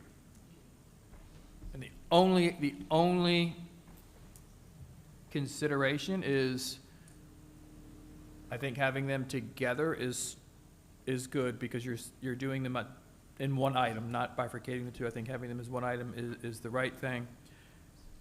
Maybe deleting and approving in the same meeting may be a better practice, but that's for you to discuss. Just because you'll be deleting one and adding one at the same meeting. Yeah. Versus deleting one and then a month later adding one. So I'm afraid to say this, but any other discussion on that? I was just going to say that since the policy is not yet in effect, I don't mind that there is a gap. I think that we're going to get the job done. We're going to look at it. And I think if the policy was in effect, obviously we wouldn't want a disruption in the policy. But There you go. Okay. And I just want to make a comment that I would love for this board to have a 5-0 on the final, whatever we come up with. So with that saying, I'm going to ask for a vote. All those in favor of amendment number 3 to the motion? Yeah, aye. Aye. Aye. Aye. And now we go back to the original motion, because Amendment 2 got withdrawn, Amendment 1 got voted down. We're back to the original motion. The original motion is approval to set public hearing date for the adoption of the revisions to School Board Policy 2130, and now as amended. All those in favor say aye. Aye. Aye. Aye. Anyone opposed? Just one comment, please. No, I'm not opposed. And Dr. Moore, the reason I'm saying yes on this, just the wiping out of 2130, not one word going to be used. I don't know how you do it, but this meant, quite a bit to me as far as being sustainable for all of our students. And I want to say again clearly, that strategic plan hits all students, all students. And we're not deleting anyone from this, but the federal court order dealt with black children. But I'm trusting you'll get the job done, and we'll get it through. And let me just, because I think this is a very positive step for the board, and as I said at the very beginning of this meeting in our individual workshops, if we go together on this, as hard or as complex as the conversations may be, it is the right work. It is the right work. And then listening to the dialogue that you've had both tonight as well in the previous workshop, I am confident that we can create a sustainability policy to sustain the work and the data that we've accomplished. And under that title, it is a direction in the right, it is movement in the right direction. Okay, so 11B, action 11B was moved to the front of our agenda, so we are on 11C, which is amended policy 0162, the quorum amendment. Dr. Moore, would you like to speak on that? This item was presented as an action item. Ms. Shattuck did send her legal review to board members on Thursday or Friday, I believe it was Friday, and I asked Ms. Shattuck to have the opportunity to engage with all 5 board members that feedback. So tonight, you can consider to determine which item you would want to consider. Following the individual briefings where Ms. Shattuck had the opportunity to discuss and provide rationale for her suggested edits, I did post that item. My recommendation is that you would consider the item with the amendments proffered by the school board attorney. And that's what you would send to public hearing. Okay.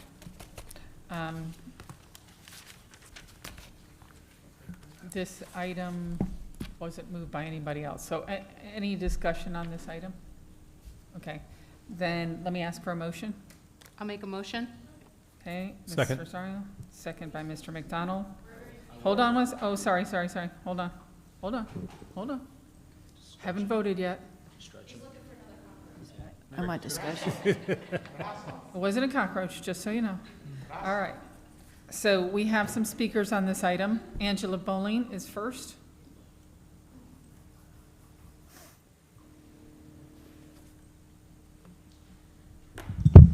Thanks. I do appreciate the input from the board attorney, and I think that makes a lot of sense, but I don't think that the board should try to make changes to a quorum policy concurrently with another policy that would be affected by that. You can't I don't think that the board should make changes to multiple policies that overlap in different ways. They interact with each other, because that's just not the right way to do it. Oh. That's all. It's too late, sorry. All right. Any discussion? Ms. Rosario? Yeah, just to be clear, this. Oh, I'm sorry. What? Sorry. Oh, we have another speaker. My fault. Mr. Marsh. Shocking. Go ahead. Hurts, Madam Chair. I It know, hurts. sorry. Well, I had so much to talk about, but the cricket got me hungry. But the Pee Wee's play word of the day is supermajority.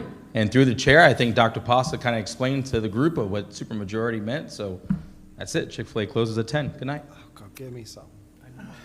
Okay. Ms. Rosario?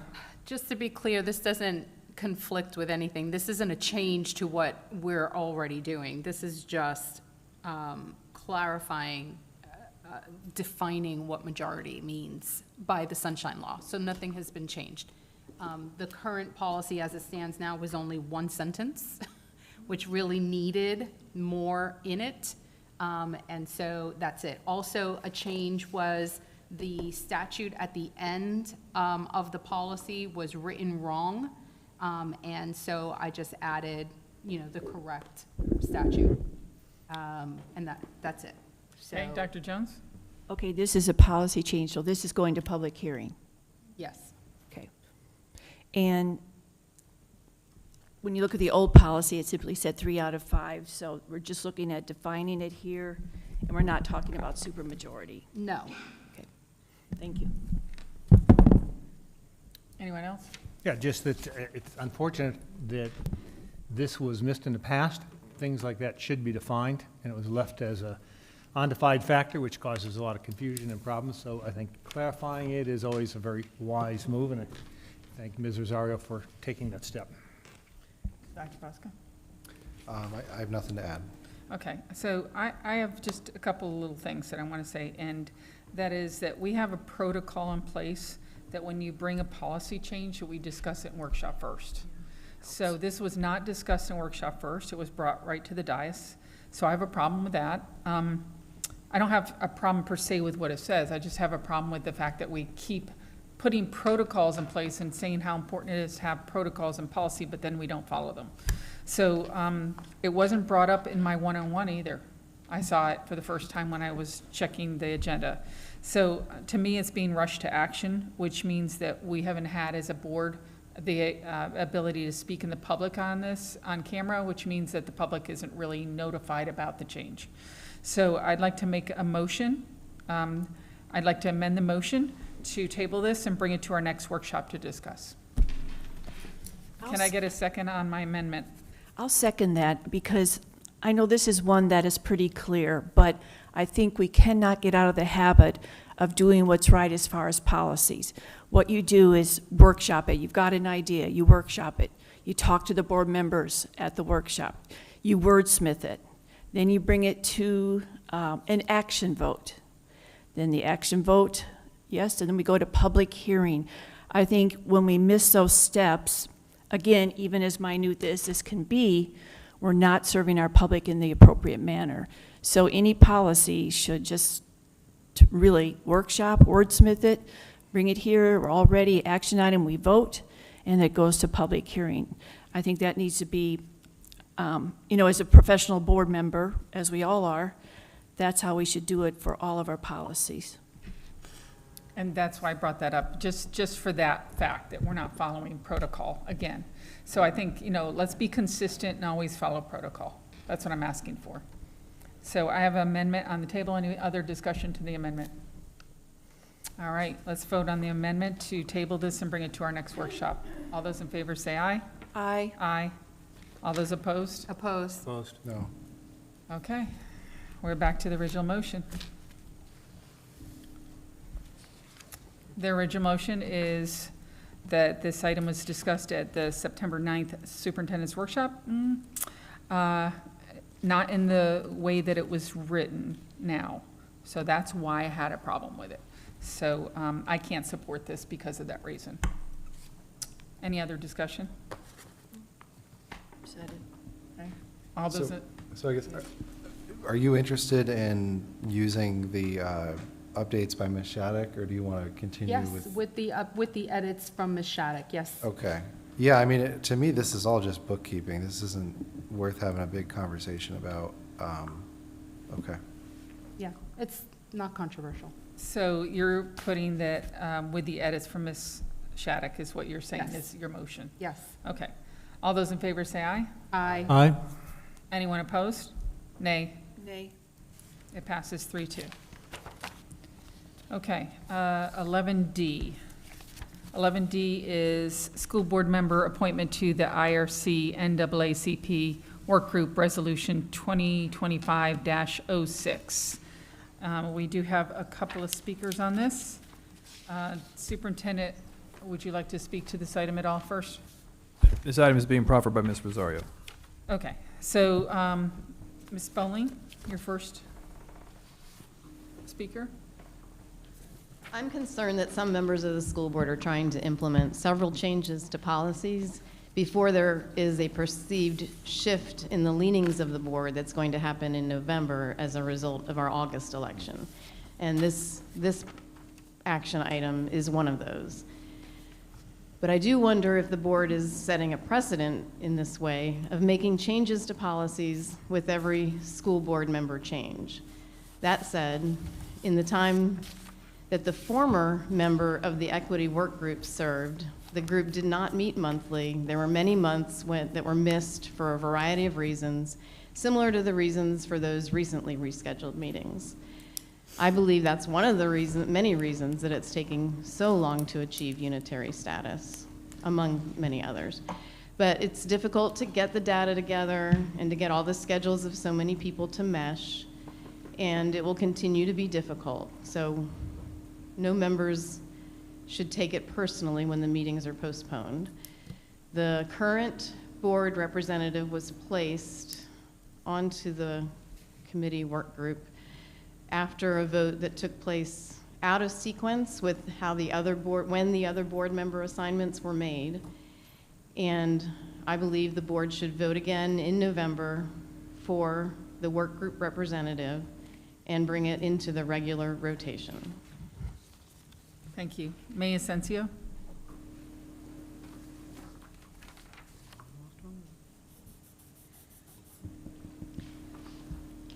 The IRC NAACP work group is currently comprised of 4 NAACP members, 1 board member, 1 district staff, and Superintendent Dr. Moore.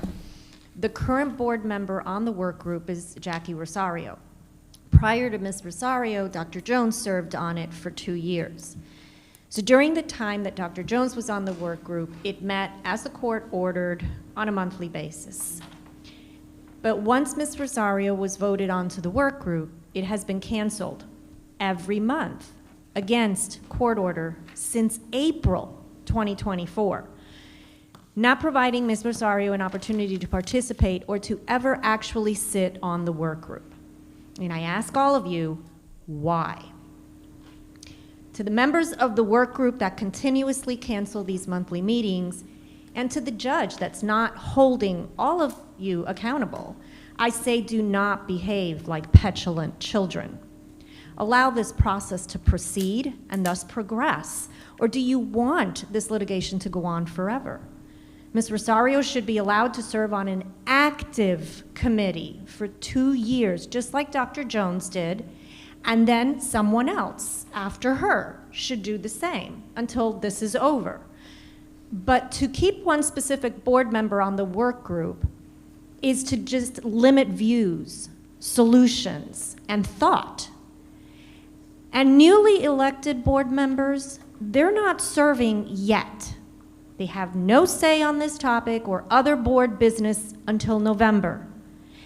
And to not even be on the board and already begin with such division is an indication of what we can expect from this person.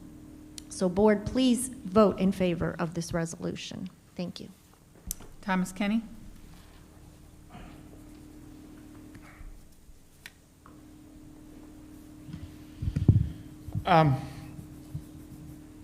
Basically, what's going on here is something that is always been off cycle, as you talked about in the work group.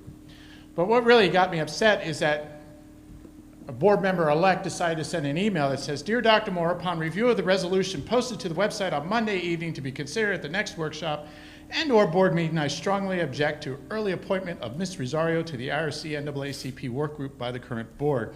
He also claimed her appointment disrespects the will of the voter, and further added, "I will take whatever procedural or legal action necessary to protect my rights as board member-elect and as board member." The work group was approved in order by a judge in March of 2022 and it had 30 days to be rectified, and Peggy Jones was appointed in April of 2022, and she was seated. Dr. Jones was replaced by Ms. Rosario for a term long before Mr. Dyer was elected. He doesn't seem to know that. Judging by the expectations of the court and historic board operations concerning this appointment, Ms. Rosario should be serving till at least April of 2025, a full year, just as Dr. Jones had previously done for the other 2 years. Not recognizing this in his email, Ms. Rosario's appointment took place months prior under the direction of a federal court. Mr. Dyer claims appointments are to be made annually at the November board reorganization meeting. To do so earlier than the November 2024 organization meeting usurps my legal authority and responsibility as a board member in that meeting. It was pointed out in the workshop that the policy governing appointments does not mention this particular work group assignment. Hello?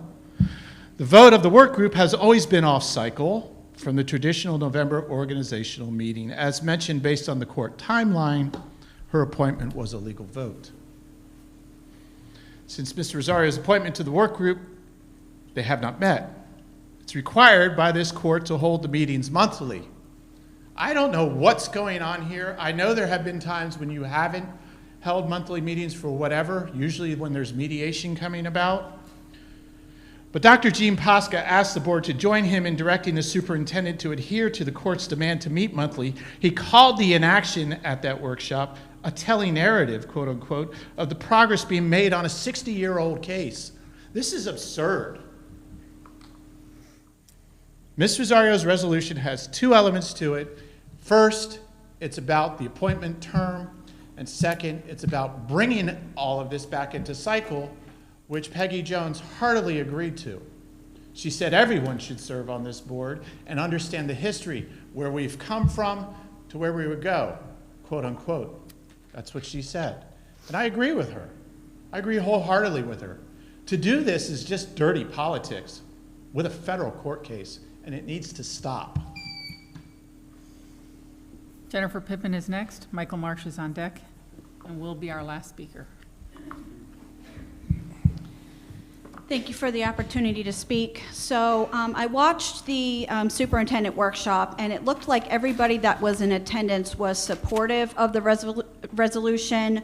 They had a lot of good feedback for the resolution. I know that some changes were made to adhere to, the board member discussion and the superintendent discussion on this. So I think that's great that everybody who was there was pretty much unanimously supporting it. And it is time to eliminate the desegregation order. It's gone on for too long, and as a taxpayer and a citizen, $105,000 a year we're paying for this. So I kind of hope, wish, and pray that Jackie Rosario doesn't serve on this for 2 years and it gets solved prior to that 2-year notice. I hope that we can eliminate this and say, you know what, we're done and we've reached unitary status and continue the work like the superintendent's been doing. So I kind of hope that this does get changed in time. But, this desegregation order was filed in 1967. We've done a lot of work since then. For 13 years, it was dormant. The judge actually passed away. I always bring that up in the middle because it wasn't until there was CRT mentioned with classical conversations where staff were asked to define their whiteness that this desegregation order started being brought up again into the school district of Indian River County. And currently on that board as well, I wish he was still here, Kevin Browning, he was fired for racist and sexist remarks from his city job, and he currently sits on this work group committee. So I'm concerned that if this continues, it looks bad. And obviously the school district doesn't choose who represents them, the NAACP does, but it's just setting a bad precedence for our community. And I agree with all the other constituents that the work group does need to meet once a month. That is a court order. It isn't optional. Things do come up. We have school board meetings every month that are adhered to. And yes, sometimes there are emergencies and there are things, but if you're not meeting for 6 months, 7 months, 8 months, you're not making a valid resolution to resolve that issue. You're just putting it off and putting it off and putting it off. And you have a due diligence to the taxpayers and also to the board to resolve this. It is not the citizens and the taxpayers' responsibility to solve this desegregation order. It's the district versus the NAACP. So as a citizen and as a taxpayer, I would rather $105,000 a year going to our teachers, the CWA, our superintendent, and all of these things, and not going to the desegregation order now of 60 years. Thank you. Mr. Marsh.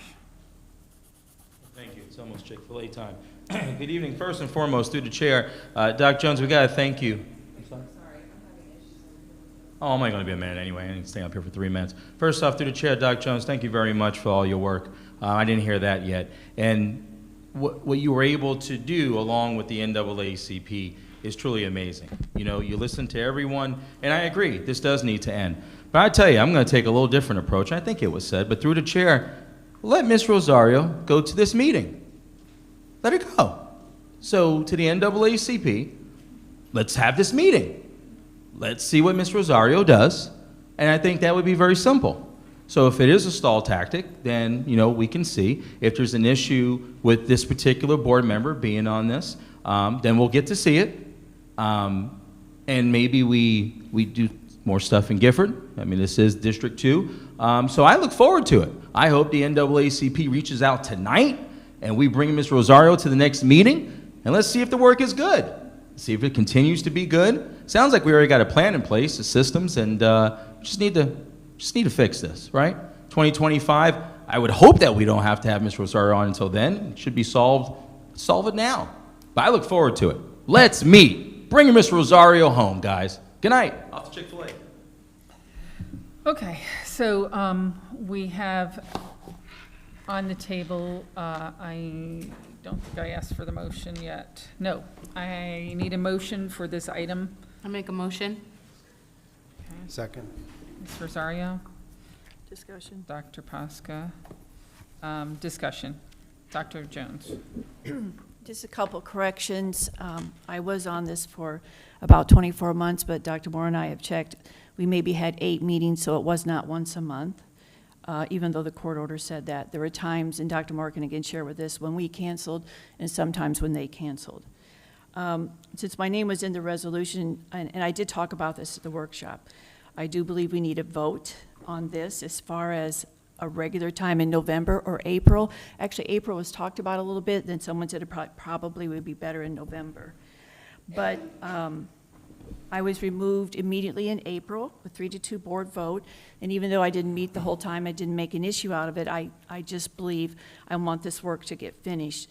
You know, and things said against the NAACP, they are not here to respond, but obviously, I'm sure they'll watch it, but I think that people on the team, Dr. Moore, myself, Dr. Shafty, Mr. Seymour, and then NAACP would say, did we agree on everything? No. Do we all want the same thing? Yes. And I think we were close on 2 or 3 of the components of the joint plan. But as far as the resolution, you know, basically writing a resolution for yourself, I think it needs to be a separate vote. And I do think it needs to be in November, and that we do establish a year. I mean, that's my main thing here as far as where we are and what we need to do, because this is, since 1964 with Denise Sharpton versus the Indian River School District, I think we've come a long way, and Dr. Moore can add to that if you want to. And I want to continue that relationship, and I think it should be a yearly change. Only reason I didn't step off is nobody asked me to. And when I was voted on, you know, they said, well, that really wasn't a vote. If you look back at that meeting, because I want you to understand the history, Mr. Barefoot recommended me. Dr. Shifty was okay. Ms. Berenberg said she's there anyway. Yes, Ms. Berenberg was at a lot of meetings. And I said it was a privilege to be on that committee, and I still mean that.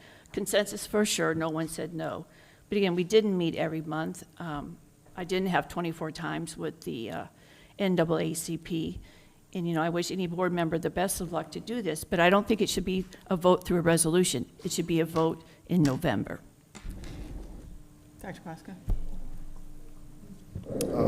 I guess I'm a little bit confused because we had a good conversation at the workshop, and I remember, Peggy, you were okay with the basically consolidating the idea that we have been out of cycle. We've been, you know, it's been in April.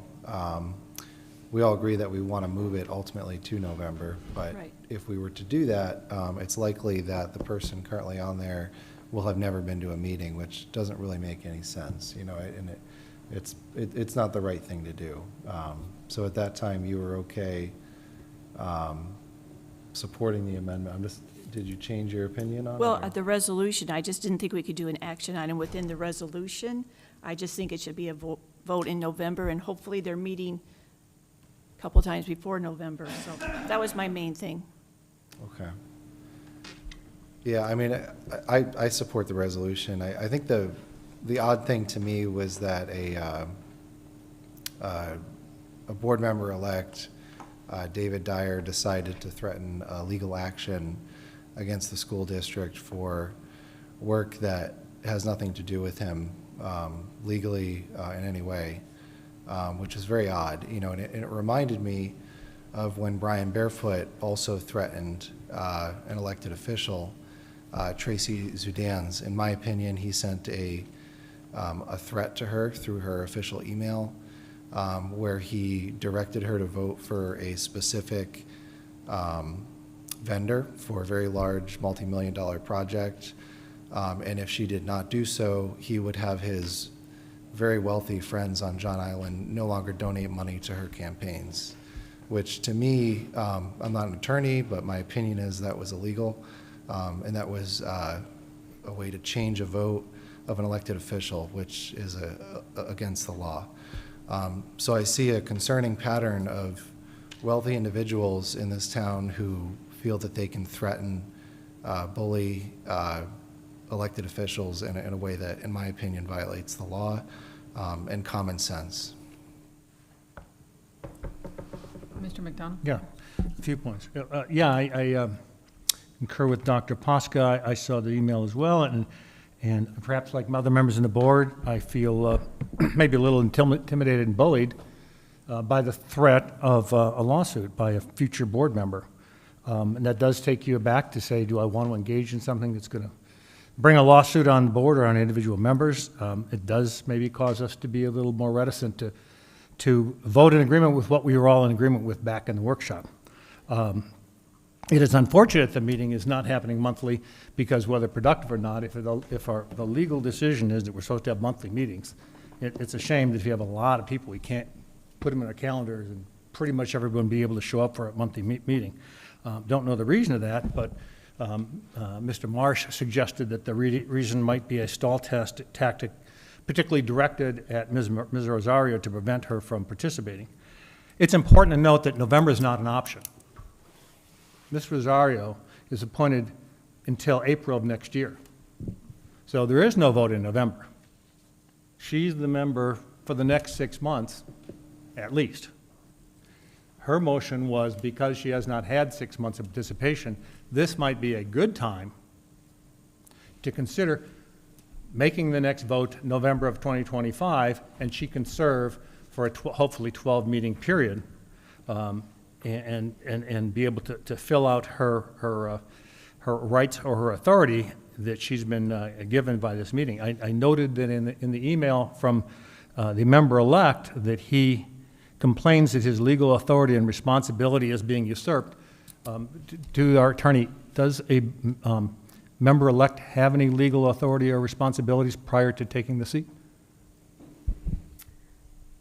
Thank you, through the chair. Only the board members who are currently seated would have any say in voting on something. A board member-elect would only have that say once they take their seat in November. Okay, so there is no legal authority for that person until November.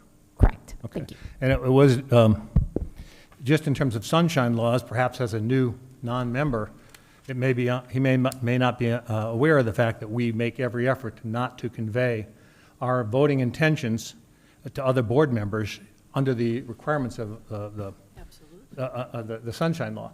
This is questionable at best, but it is not something that should be engaged in. Someone should warn him that that is not the way that boards can function legally in the state of Florida. The threat of legal action, given what our attorney has said, it seems there is no grounds for any legal action, but it does bother me that a future board member would start there before their role, threatening legal action against the board he's going to sit on. I think it's appropriate to make the adjustment in November. I would suggest that Ms. Jones, who seems to have done a good job for 2 years, Dr. Jones, excuse me, that they never expected to have to spend more than 2 years on this. It's gotten to the point that this has become a more permanent work group, a more permanent position. So it makes sense to fold that into our regular November functions along with everything else so that it not be missed and so that it coincide with the renewing of the board each time. So the fact that she's got until April of next year to retain this position makes it an appropriate time for us to deal with that, make it a position that runs to November of next year and then becomes concurrent with all the rest of the things which we do have, which this one is not part of at this point in time. I just sort of hold up, I don't know why, with a very large group, in terms of this work group, that if 1 or 2 people can't make it, aside from perhaps the superintendent, who's an essential part, that the meeting should be able to go on. It's like board meetings. I put them in my calendar. I work around those commitments rather than cancel those board meetings, those meetings for my sake. So I would hope that the work group, if they take it seriously, 6 months of not meeting makes us all think that they're not taking it seriously. But if they do take it seriously, I hope that they would follow the law as prescribed, and we would meet on a monthly basis until we can get this resolved, or throw up our hands and go back to mediation. Okay. I haven't spoken. Oh, I'm sorry, I thought you started. Go No, ahead. I didn't. This resolution, I was very happy to hear the conversation and how it went at our workshop, and I was actually surprised and grateful that Dr. Jones offered the support for this resolution as it stood. And as we participated in the conversation, it went really well. I'm surprised, even though this would be a vote tonight, I am surprised to hear that you have changed your mind on this, which, you know, can only lead me to believe that, and I'd hate to assume that you were swayed by the board member-elect's email, and I would hate, Point of order. That's Point a of order. personal Go ahead. attack. That is a personal attack, and that statement is 100% wrong. Okay, first I said, I would hate to assume that. But the impression, when you were so in favor of it at the workshop, and now you're changing your mind, I would assume that that might be the reason. That is not making a statement at you or accusing you of anything. It is my impression based on the situation. And I complimented you on it because we had a great conversation at the workshop. And I think you did a great job on the workshop, on the work group. And I appreciate that you've said you think that board members should switch, should take different positions on, that different board members should sit on this work group. I appreciate that. But just as an individual board member, I'm also allowed to look at the totality of the situation and think, what was the difference between then and now? And that could only be that to me, in my opinion, could be the only difference. And if it is, that's fine, that's your opinion, but if it isn't, for me, it would be, disappointing. But at this point, this resolution just basically, it doesn't change really anything, except it just establishes the protocols for selecting board members. It's not, it's not making changes to the work group as a whole. It's not making changes to the work of the work group. It's not making changes to anything regarding, the joint plan or, recommending any changes with how the work group functions or when it meets or none of that. It's just basically establishing protocols that we've never had, right? You sat on it for 2 years, even though you didn't meet every single month, but you sat on it for 2 years. We didn't have protocols for it. It wasn't an established work group where we decided when it was first established to do this every year or every 2 years in April or in November. It was never established. So this just brings a little bit of, I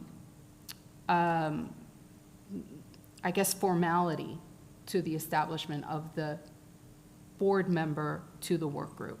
That's all.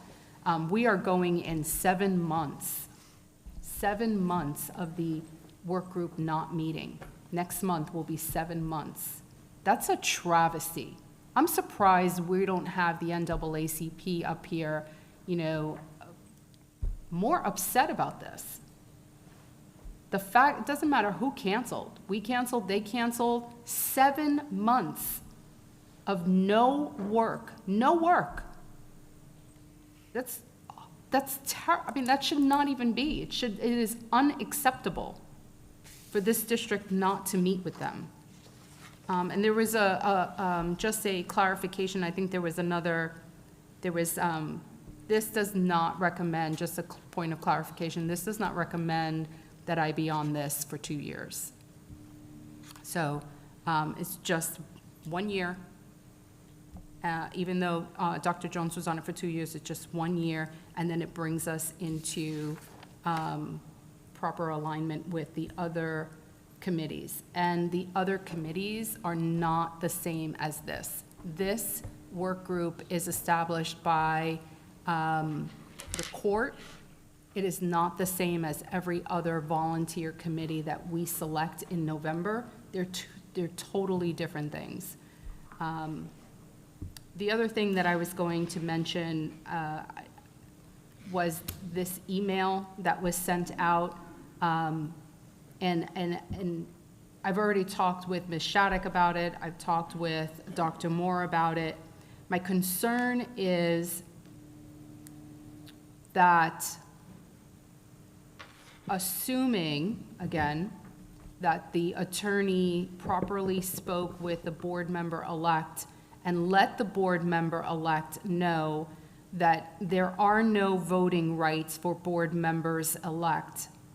However, they are required to adhere to the Sunshine Law as a board member-elect. So assuming that that conversation had taken place when the board member-elect was elected, we still shouldn't have had that email, and that email still shouldn't have been sent. The superintendent should not be used as a conduit of information, and definitely not to be used as a conduit of information to affect a vote, to change a vote, to let board members know how they would or would not vote in a particular manner. In fact, there are Attorney General opinions that say that there shouldn't be two-way conversation, which I understand. I've talked with many attorneys about. We can send the superintendent some information and say to the superintendent, please share this with other board members. But typically, that information is not how I would vote on an item, what position I would take. So we definitely do not ever want to put the superintendent in that position. For example, in the Sunshine Manual, it does state the use of non-board members or staff, and in this case, the superintendent would be a non-board member, to act as a liaison or to conduct a de facto meeting of the board. In part, just in part, it says the city manager may not ask each commissioner to state his or her position on a specific matter that will foreseeably be considered by the commission at a public meeting in order to provide the information to the members of the commission. And 7559, a city manager may meet individually. In this case, the superintendent would be that city manager, for example, where he does meet with us individually. The city manager may meet individually with city council members to discuss city business, provided that the manager does not act as a liaison for board members by circulating information and thoughts of individual council members to the rest of the board. That is critical to that process. And our superintendent should never be put in that position. And I know that we have not had that concern, but I'm very concerned moving forward that this is not the way to get started on that footing. We certainly do not ever want to put him in that position, even though there wasn't, to my understanding, there wasn't a reciprocal conversation in the email, but nonetheless, it was sent, and that alone, according to this, may be considered a de facto meeting. But we do not, that's not an accusation. I'm just sharing a concern and something that I read in the Sunshine Manual, and obviously as a result of speaking with our attorney. But needless to say, back to the resolution, I do think that this isn't controversial. I was hoping to get support from the board members who showed their support at our last workshop. Hopefully that will remain the same. Mr. McDonald, go ahead. I'd like to just verbally and overtly support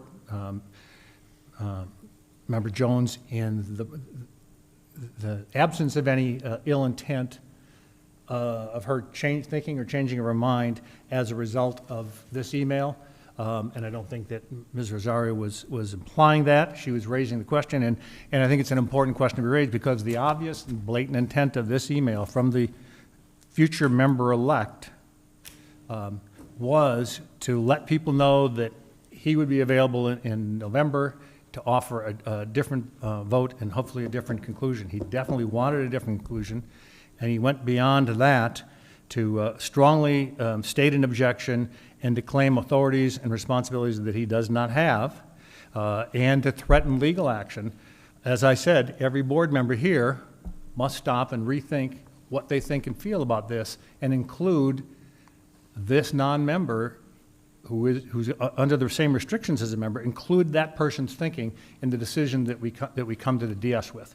We have a sixth member weighing in on this, and that's just wrong. If it's not illegal, it's borderline illegal. Others can do that. So I defend Member Jones, and I don't think that's the intention of Ms. Rosario, but that was absolutely the intention of this email. And so it's reasonable now, puts a cloud on the, over anyone who decides that they think differently 2 weeks later. And that should never be.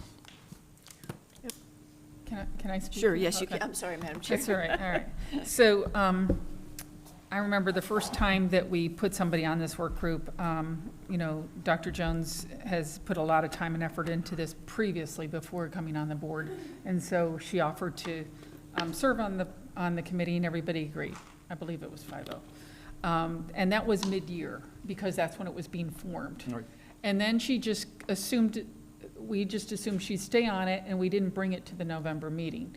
But then, I believe it was Ms. Rosario brought it up to us that we should really vote on that in November with all the committee meetings. No, I didn't say November. I believe it was. I'm just recalling what I recall. I have that right. And so, you know, we kind of said, you know what, you're right. That's when we form all our committees, and that's when we should do it. It doesn't matter to me, to the point where let's just get the vote done, because just like a resolution, somebody writes a resolution for themselves, a board member in November or December can turn around and change this. And you're saying that she's got another 6 months? Well, she had another 6 months, and you guys took that away in April. So to me, that argument doesn't gain any water with me, because that was taken away from Dr. Jones midterm. So any board member can bring it up anytime they want and say, I'd like to bring up an action item and do it. We do that all the time. So for you to say that she gets to serve for a year, no, a board member can bring that up, and other board members can either vote for it or not. So that's up to us to vote on in the future. So I believe that all our committees should be at about the same time, unless, of course, there's a committee that's been added mid-year, which is what happened when this first came up. It was added. So, and that was added by the court. It wasn't added by us. It was added by the court. So it's a little different. I agree with Dr. Jones saying everyone should serve. And Ms. Rosario hasn't had a chance to serve yet. I recognize that.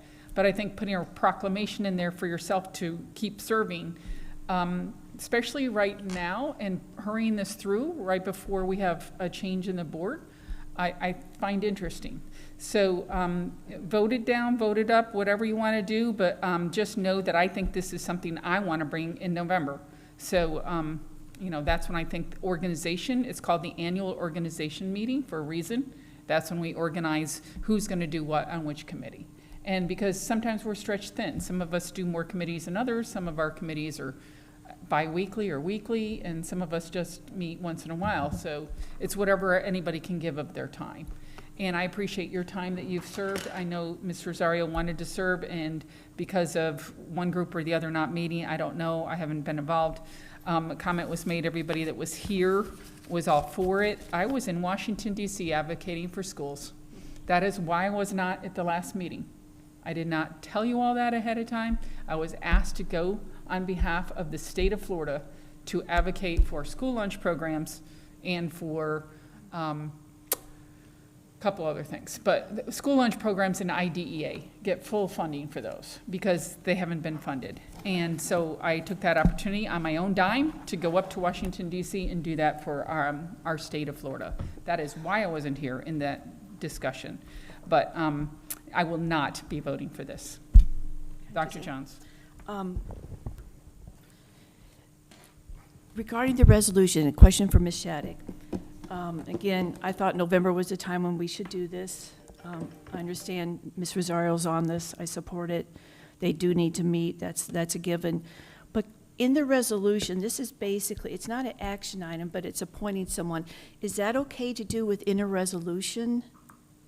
I'm just asking. Through the chair, so as you know, usually how you have your appointments is at your November meeting, so you wouldn't normally do them by resolution.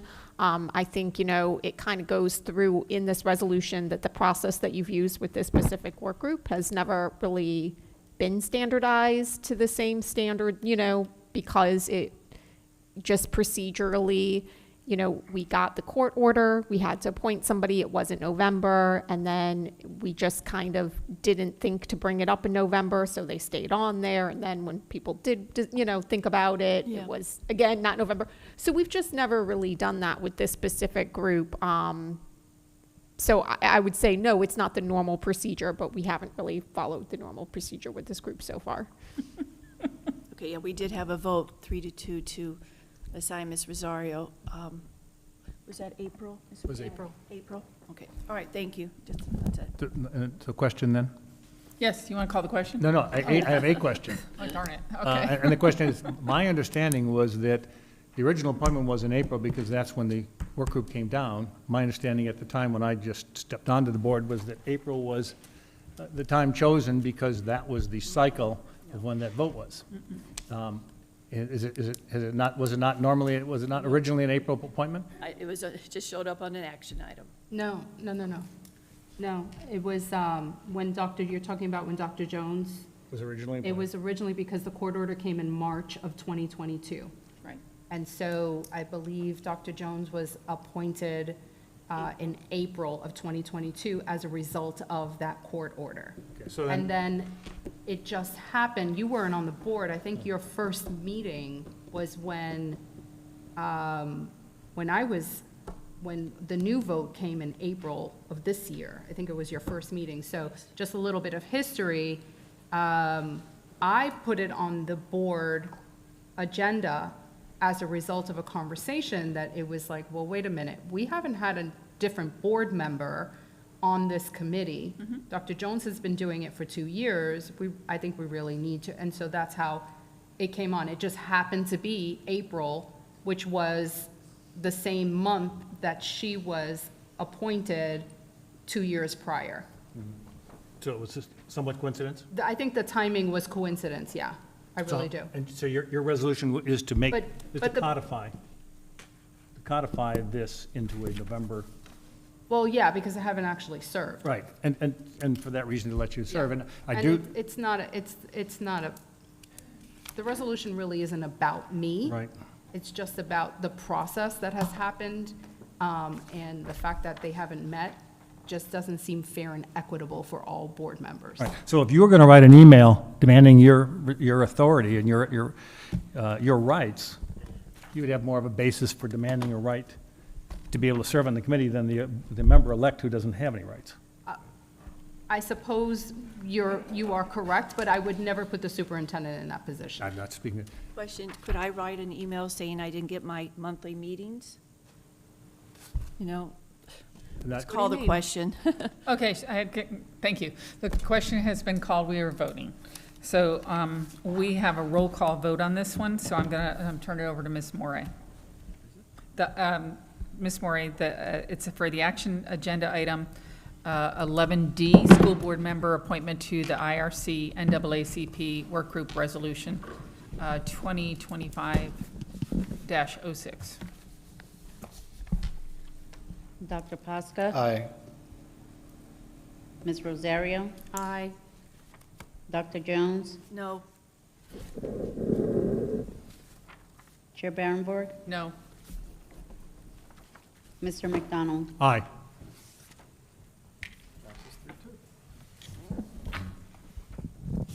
Okay, so we are now to school board member matters. Who would like to go first? Okay, go ahead. I'd like to thank the board for a wonderful evening with Dr. A. Ronald Hudson. The proclamation and vote couldn't have gone any better. I'd like to thank everyone who came out to support him. I think Ms. Rosario said it, he is definitely a legend, and there aren't many of them here. He is truly a living legend. Couple of things I've gone to. I went to the African American Student Council. You know, we went through everything when we had to follow the process for naming the suite after him. And I also went to the math club, the SAC team, boosters organizations. They were all so very supportive. Obviously, our fall sports, bands, excitement in the air, and we're moving right into the fall season. I am on 2 committees with FSBA, Policy and Equity. We've just had our first meetings. Look like they're very, very good. Also talked to one about Ms. Crisafulli. This reminds me of you. They were talking about the alternative school in one of the districts, and we seem to be far ahead on that with CERT and everything that we're doing to keep our parents informed, our students informed. I think it was Charlotte County. They had a good presentation, but I was just saying we're doing even better. So I was glad about that. Dr. Moore talked about the documentary Sentence. We saw that at the Theater Guild, Learning Alliance. We're here to help create a solution, reading on 3rd grade, and looking for more volunteers just to come in for 1 hour a week to read to our students. September 11th, 9/11 at Sebastian River High School was beautiful. Thank you to Mr. Cummings, the band, the ROTC, everyone who participated. Someone mentioned this. I get to visit the Real Crime Center tomorrow. I made an appointment with Sheriff Flowers, and I've been trying to get in there for a little bit, so I finally got that appointment. So I'll be able to look at the buses and everything. College Career Fair is tomorrow night at the, I say soccer fields. Fairgrounds.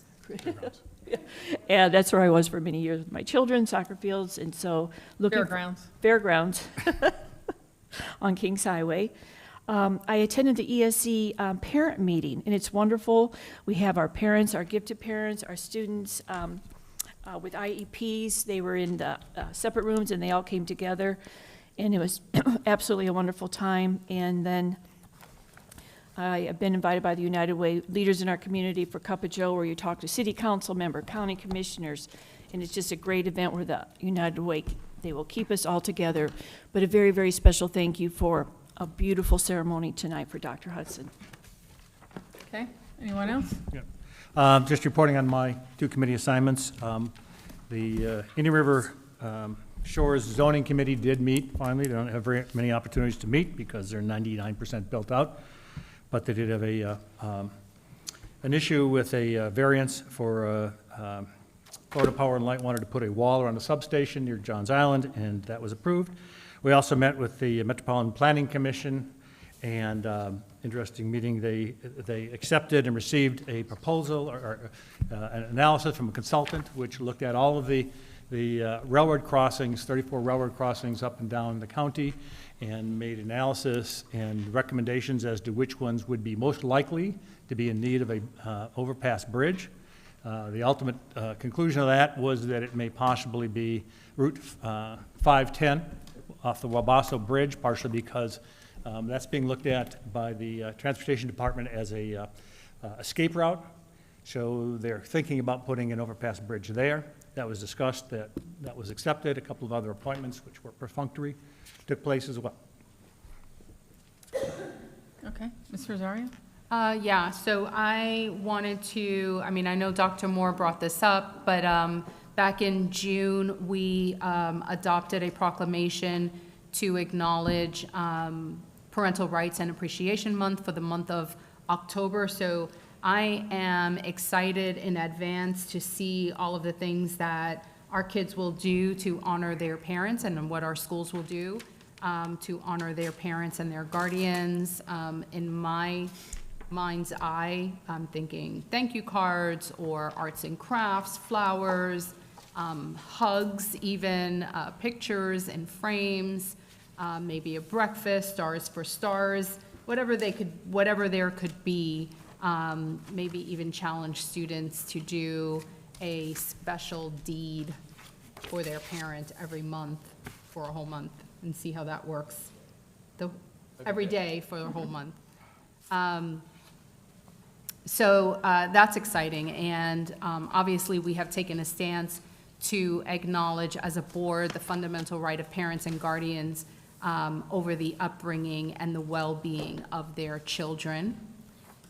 And so with that, I also wanted to thank all of the volunteers who are serving in the Science Curriculum Committee. I know Jennifer Pippin mentioned that earlier, and she has volunteered for it along with many other parents, of course. But that's a big deal, you know, having parents and community members serve on the Curriculum Selection Committee. It means a lot, and so I think they need to have the recognition there given to them. The 9/11 event was beautiful, very moving. 9/11 is always a very special event for me in particular. A lot of memories come back, but I'm glad that we still honor it the way that we do, and the way that I see it, we're getting better and better every year with recognizing Patriot Day in the way that we are doing it. And obviously, I also had on my list the College Career Fair at the fairgrounds tomorrow. We'll see how that goes tomorrow.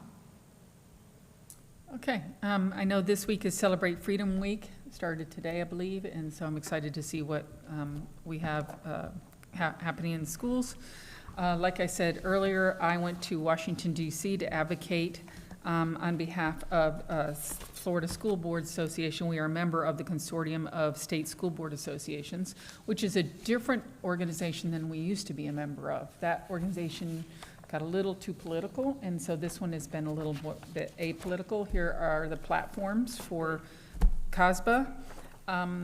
They were extremely organized. All the Florida, I went with the Florida group, and we visited all the Florida reps and senators, and we, you know, went in groups of 3 and basically went to every office that represents Florida and advocated mostly for just these items, but mostly for fully funding IDEA, because it's not, and fully funding the federal school lunch program, because the cost of lunches and cost of everything's gone up.